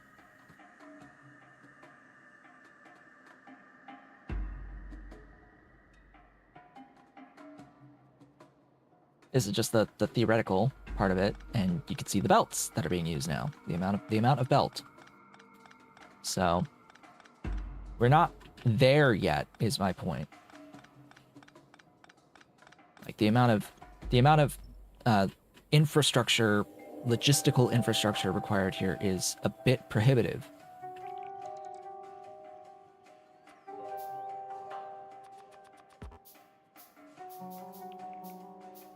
So I'm just going to keep building these.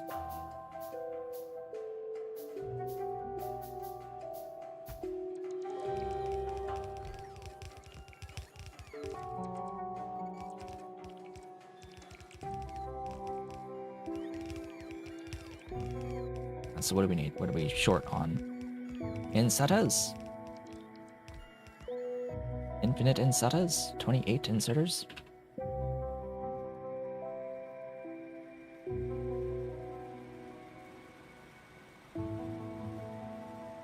When the infrastructure becomes at least semi-trivial, that's when I'll be thinking more of working my way into main bus. Ideally, that will be next stream, but for now, we need to work with needing, like, to keep scaling the amount of stuff that we're getting on output on these initial builds, and then think about what redoing it will look like for main bus type setups once we have enough oomph to get the infrastructure. Right, you have stopped because lack of these things.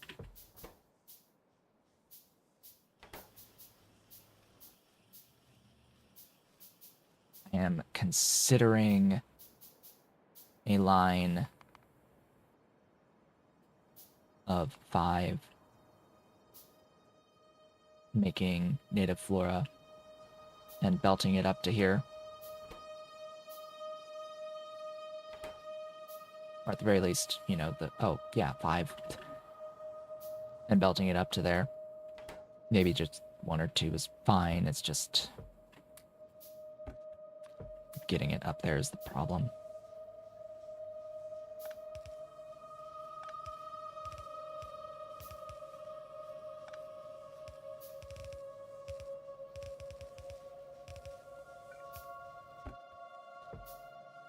Easy. but yeah, the speed of which we put the input in. Oh god.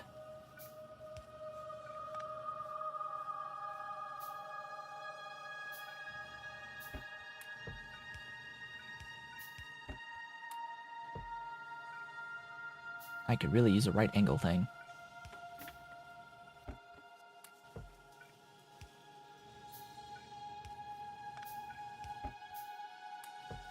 That's better. Better.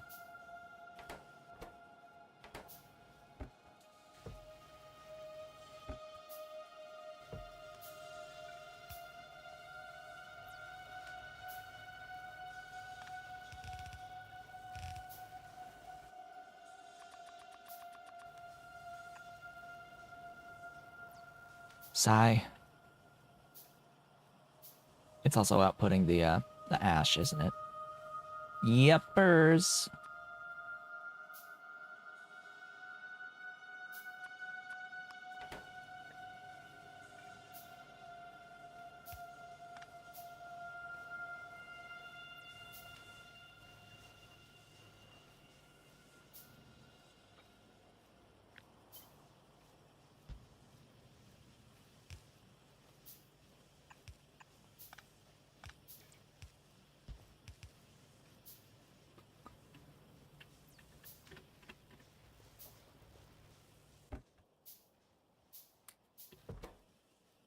Better.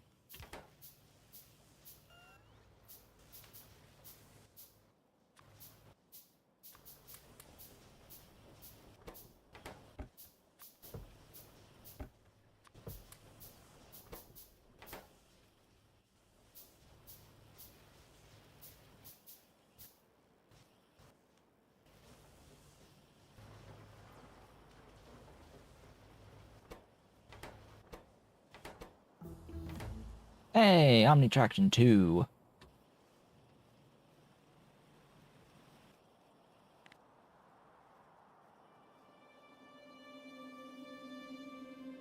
Oh, that's a direct upgrade. That just replaces in place.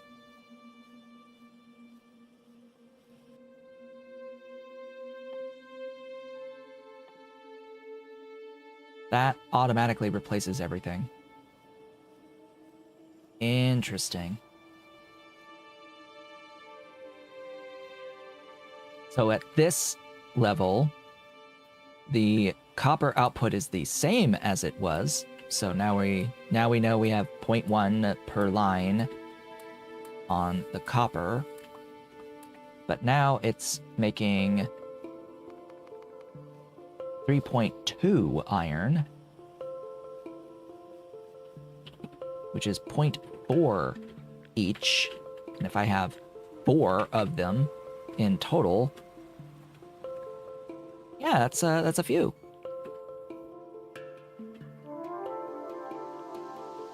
I believe I will have proper inserter throughput. I believe it will be fine.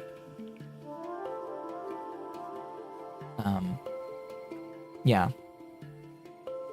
Because these are right angles, I'm not worried about the ore into the furnace. And the input of Omnite does not change.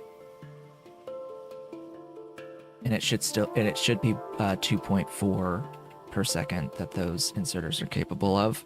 And I have room to add one more. Yeah, I'm not worried about the inserter throughput on these lines.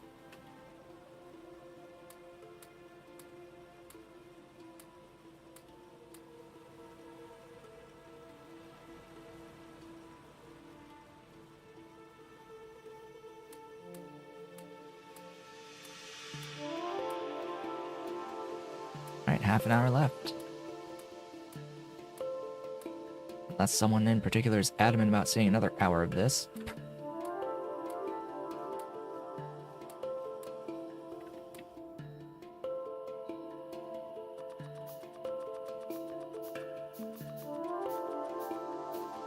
Alright, at this level, actually,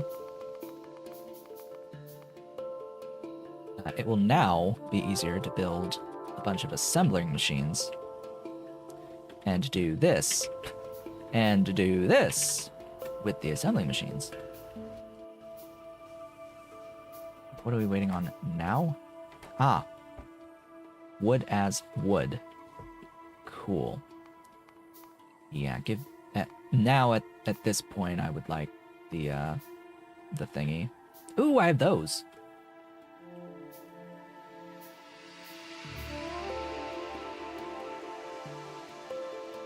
I have those now.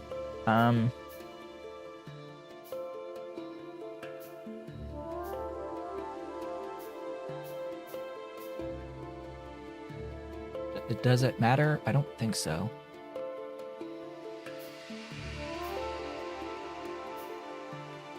No, outside the fact that they use power, electricity, and not solid fuel, I don't think it matters.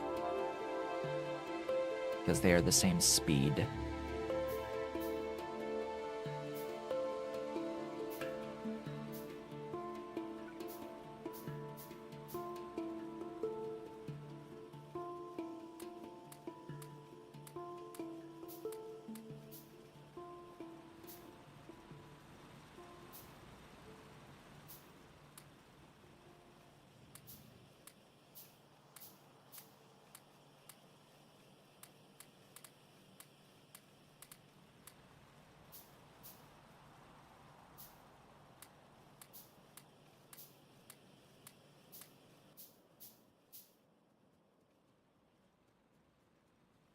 But I could focus on getting more power as well. Because we actually have resources now. If you haven't noticed, I seem to have some resources now.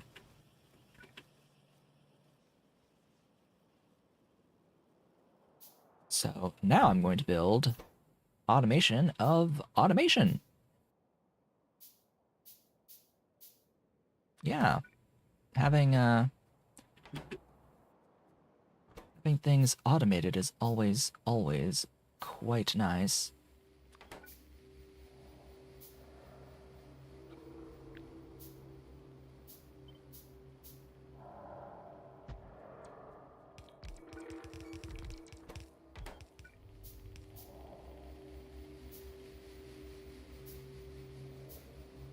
I really should have had the ash output on here.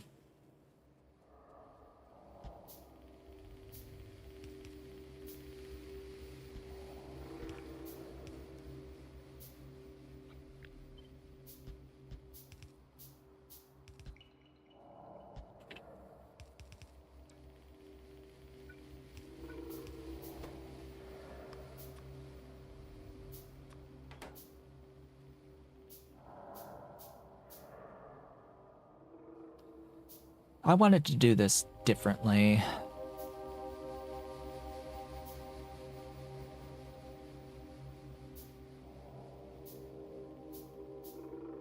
And not use the boxes per se.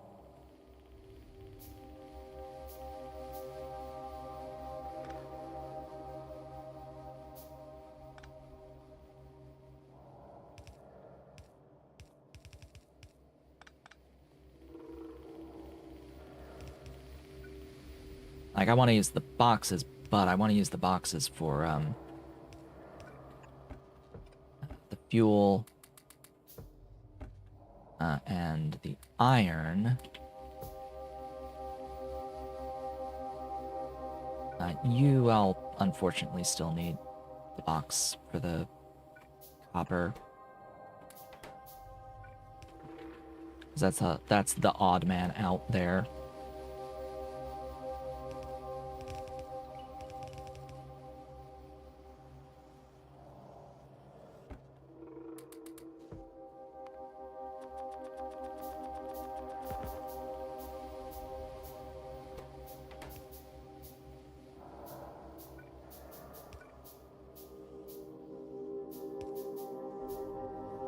Oh yeah. That's a thing too. You need fuel. And this was the fuel.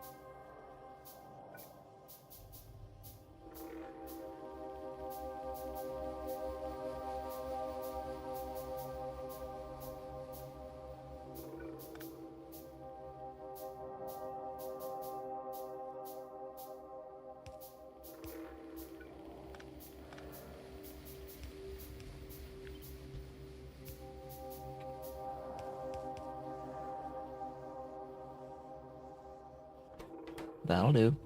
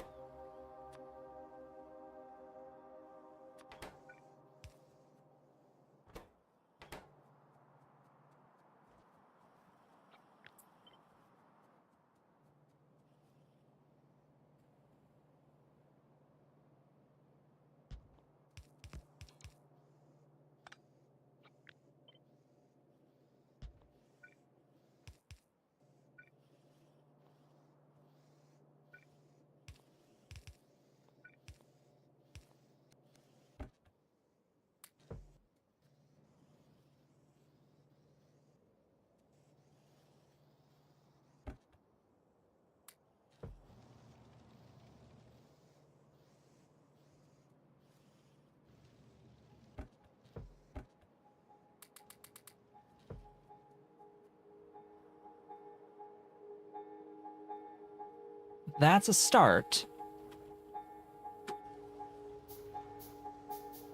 It means I won't need to handcraft those two things anymore.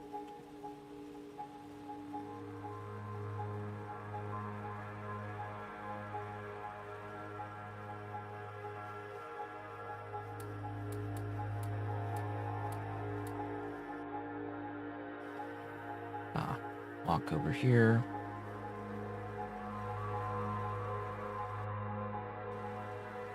Keep walking.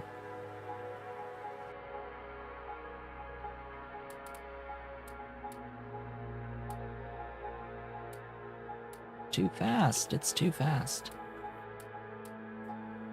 It's actually too fast, my goodness.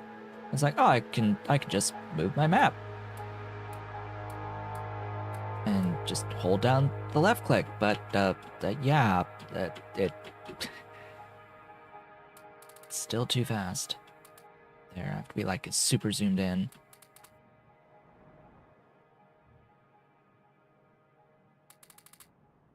Yeah.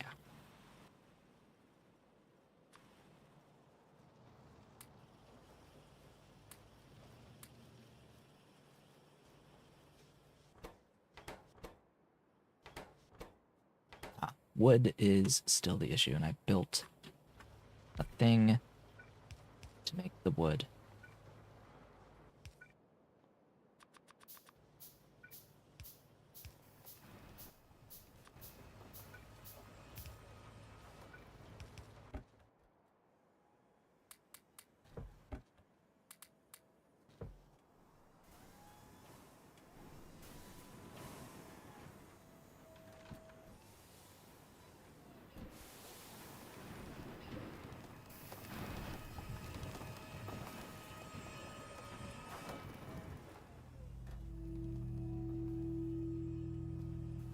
Where are the god modules?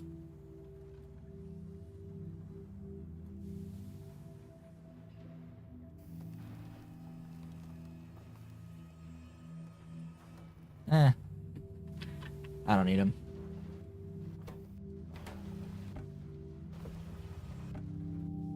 There's not really much point to them.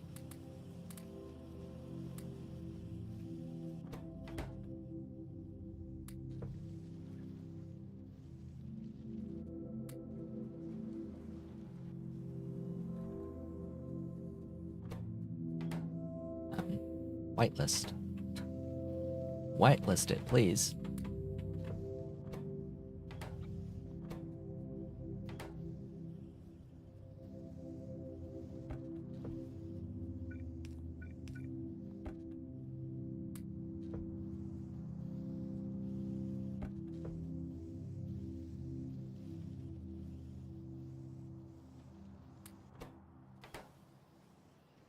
Mwahaha. Glorious mechanical lancetas.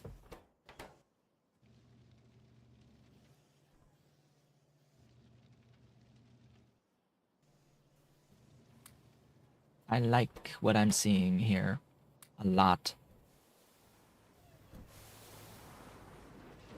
I must really love pie. Ha! Ha!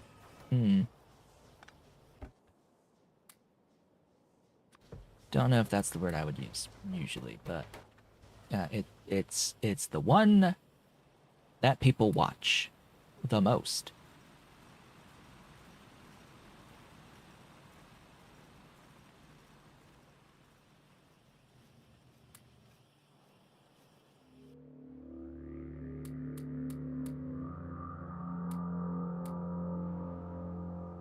That is the best description of it.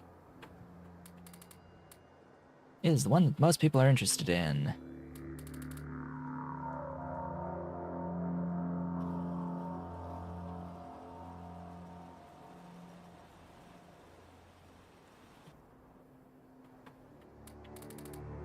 There we go. Huh. Weird. It almost seems like the up-down is faster than the left-right.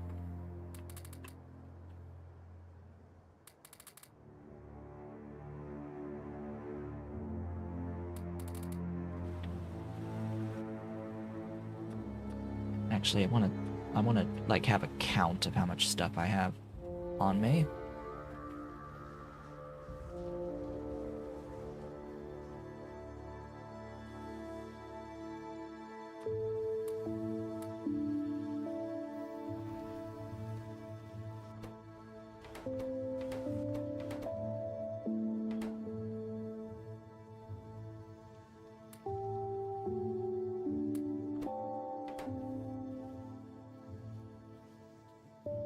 Okay.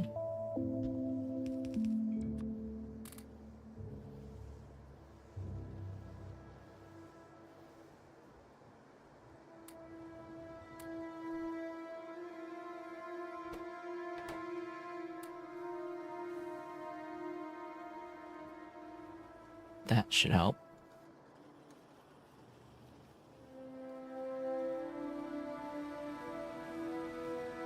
Next. Now what?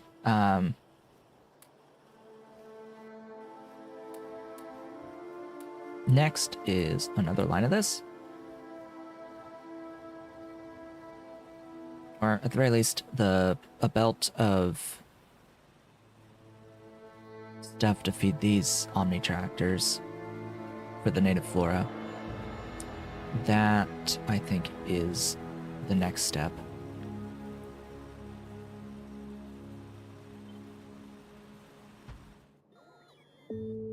Belt specifically for the thingies. Now, to avoid needing underground belts, I will just shift this. One on the left, the set on the left will go up and feed the things, and this one on the right is going to feed those.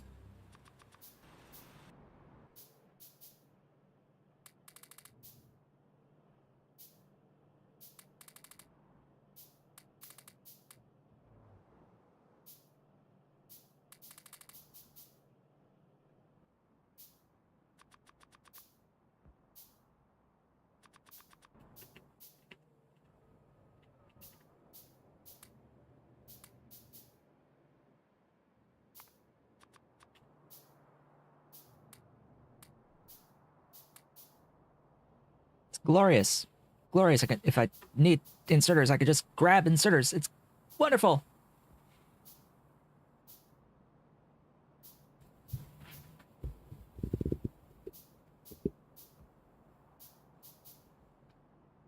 Oh my god, we have 13 minutes left in the stream.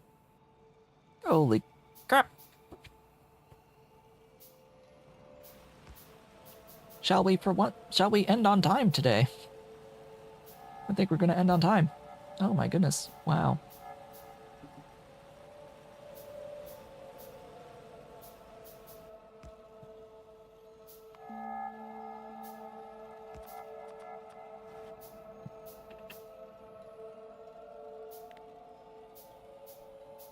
Is this too much waiting around?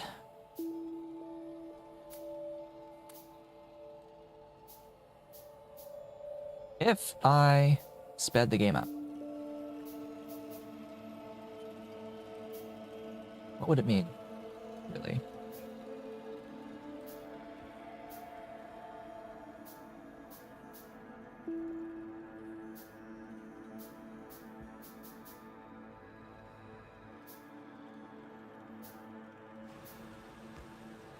Not waiting for handcrafting.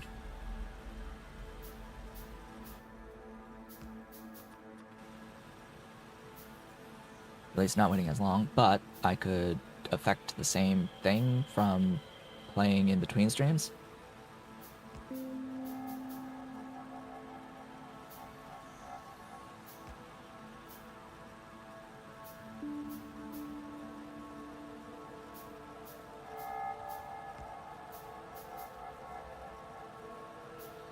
The alternative to speeding up is to have the game run while I'm not streaming.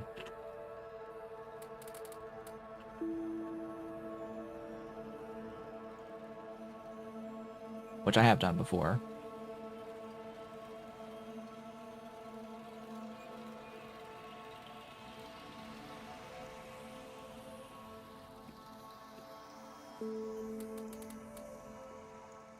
There are those who get upset about speeding the game up as well.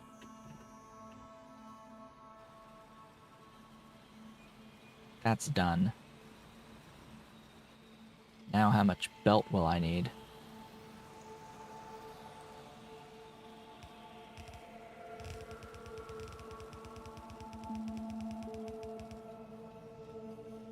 To get up to here.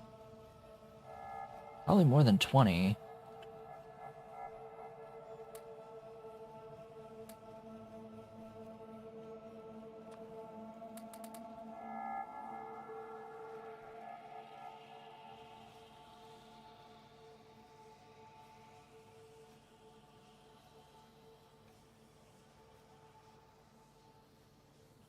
Alright, now how am I going to handle the inputs?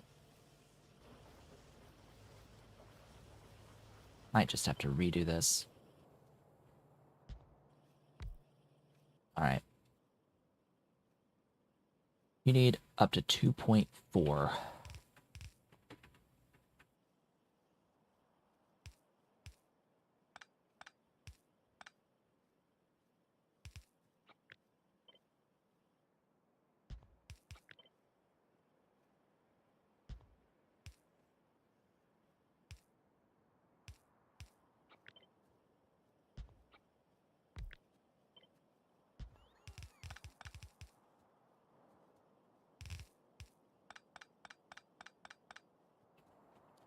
Okay, get the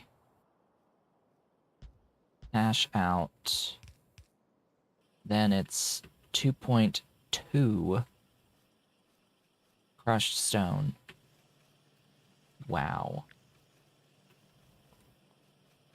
So, same thing. Just whitelist crushed stone.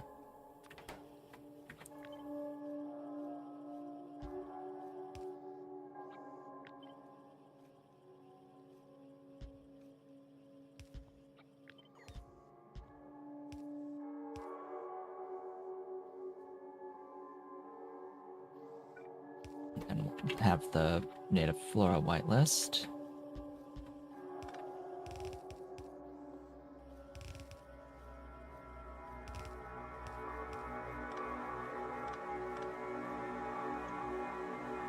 And I can delete all this now.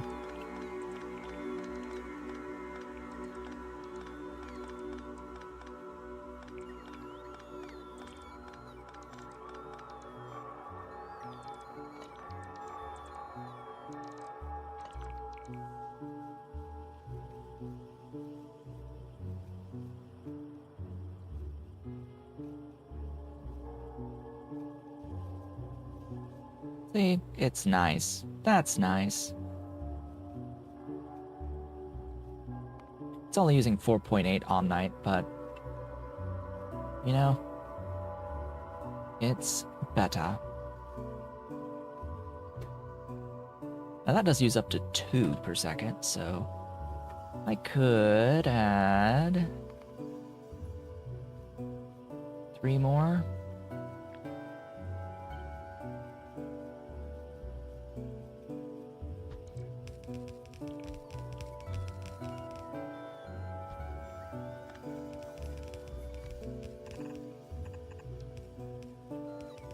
Oh look, more of those are required.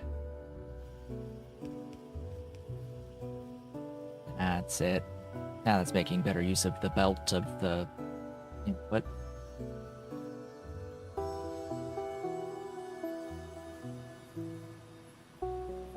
Maybe we'll speed up the stream next time. Next stream we'll run at a faster game speed. I think we've gotten enough appreciation for the early game rate here. And it's time to get into actual content. So next time the goal will be like actually setting up the main bus.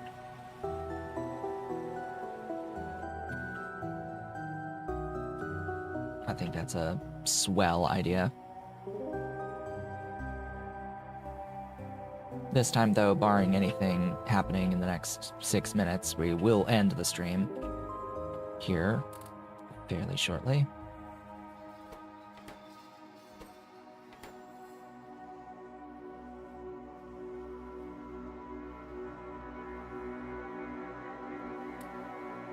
Let's make it that.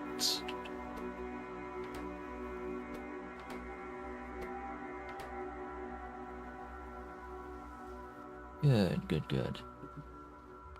I'm liking what I'm seeing so far. What do I need for you? Oh, the iron, right. Would be nice for this to tick over today, but it's likely not. Not when it's 20 seconds each, and we need however many more science packs. It's 75 total. 29 more. Yeah, that's another like 10 minutes. So, oh well. It'll go through next time. That'll change the ratio again and actually decrease my copper throughput here, but it will continue to increase the iron throughput nearly to the point of being 1-to-1, actually.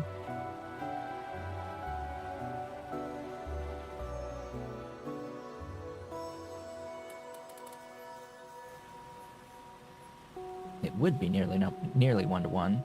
Not quite, but close.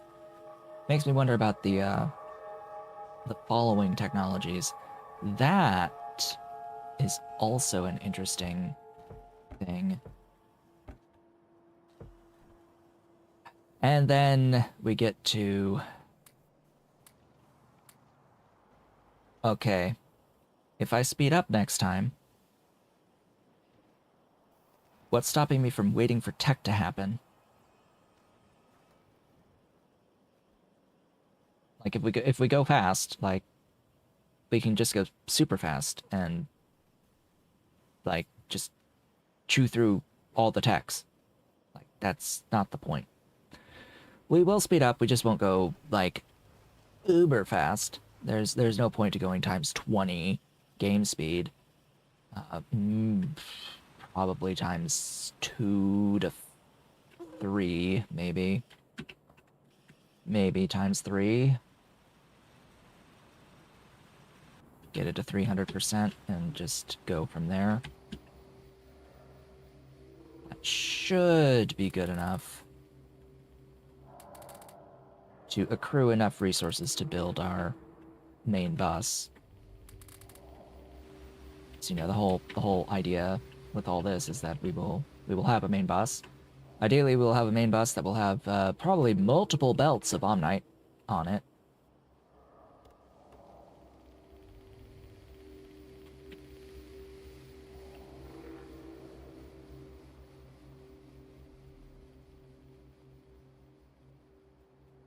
The thing is, if we go too fast, we lose sense of progression.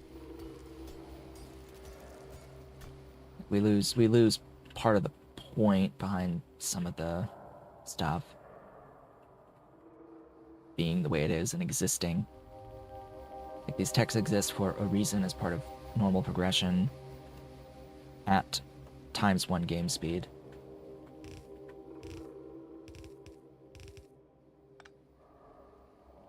So if we have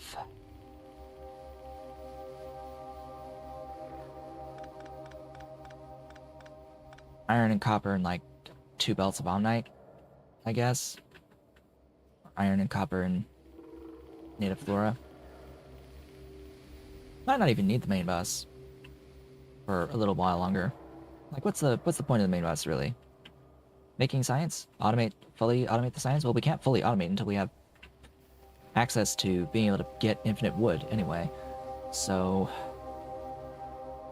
is there even really much point until we can have the stuff?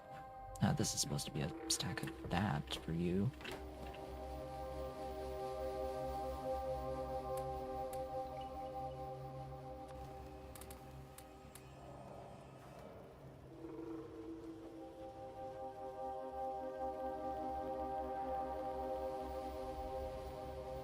By the way, it's something I'll think about going into next stream. I'm pretty sure we're going to speed up now.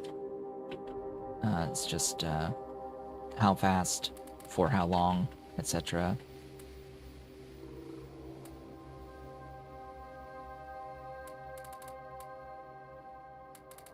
Because it's not like I don't have any iron now and any copper now that we've made it through this stream and through this several hours. It's just a matter of I'm going to need a lot of underground belts, and that's going to be a lot of infrastructure. Yeah, how did I ever manage without having access to infinite inventory? My goodness. That was much more painful.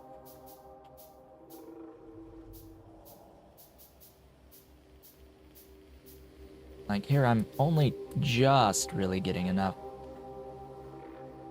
plates for this infrastructure, and I need infinite of this infrastructure. Anyway, we have reached the end of the stream. We have not extended the stream today, and that's fine. So we get to end things off here, and I get to take a rest. When we return next time, I will speed up the game so that we can actually make things happen a little bit faster. I know today has been pretty slow overall. We have increased our output of iron and copper, and we've output now semi-automated production of the belts and inserters.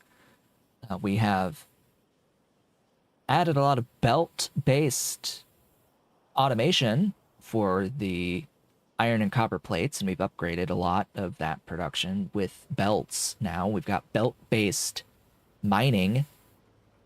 We are mining with belts. We don't have the, like, self-feeding loop of mining drills anymore. So that is a pretty big deal, pretty big upgrade, and we have a lot more mining drills placed. We have more production of the native flora today, so it's not like we didn't have any progress. We've had a lot of progress. It's just not as much as it was in that first stream. So there is that. And yes, to answer that question, Omni is a separate mod. Omnimatter is a separate mod and can be played with basically every major overhaul in the game. The normal one that is played with is Angels, Bob's Angels. So it's usually Omni with Bob's Angels, but I'm pretty sure you can play it with anything. Maybe not space exploration, but it might have compatibility, who knows. I wouldn't know. I don't space exploration. But yeah, that is the end of today's stream. Thank you all for watching. This has been a Taku Show, but when we come back next time, we are going to be speeding up the game to get some real automation going, and ideally start building a main bus, start building separated facilities for between processing ores and processing the ores into plates, getting a bit more separation between those entities, and getting the plates onto belts, feeding a beginning of a belt-based mall for getting automated infrastructure going. As I accrue techs, that will eventually lead into wood automation. So yeah, thank you all for watching. I will be back on Sunday, and I hope to see you all then.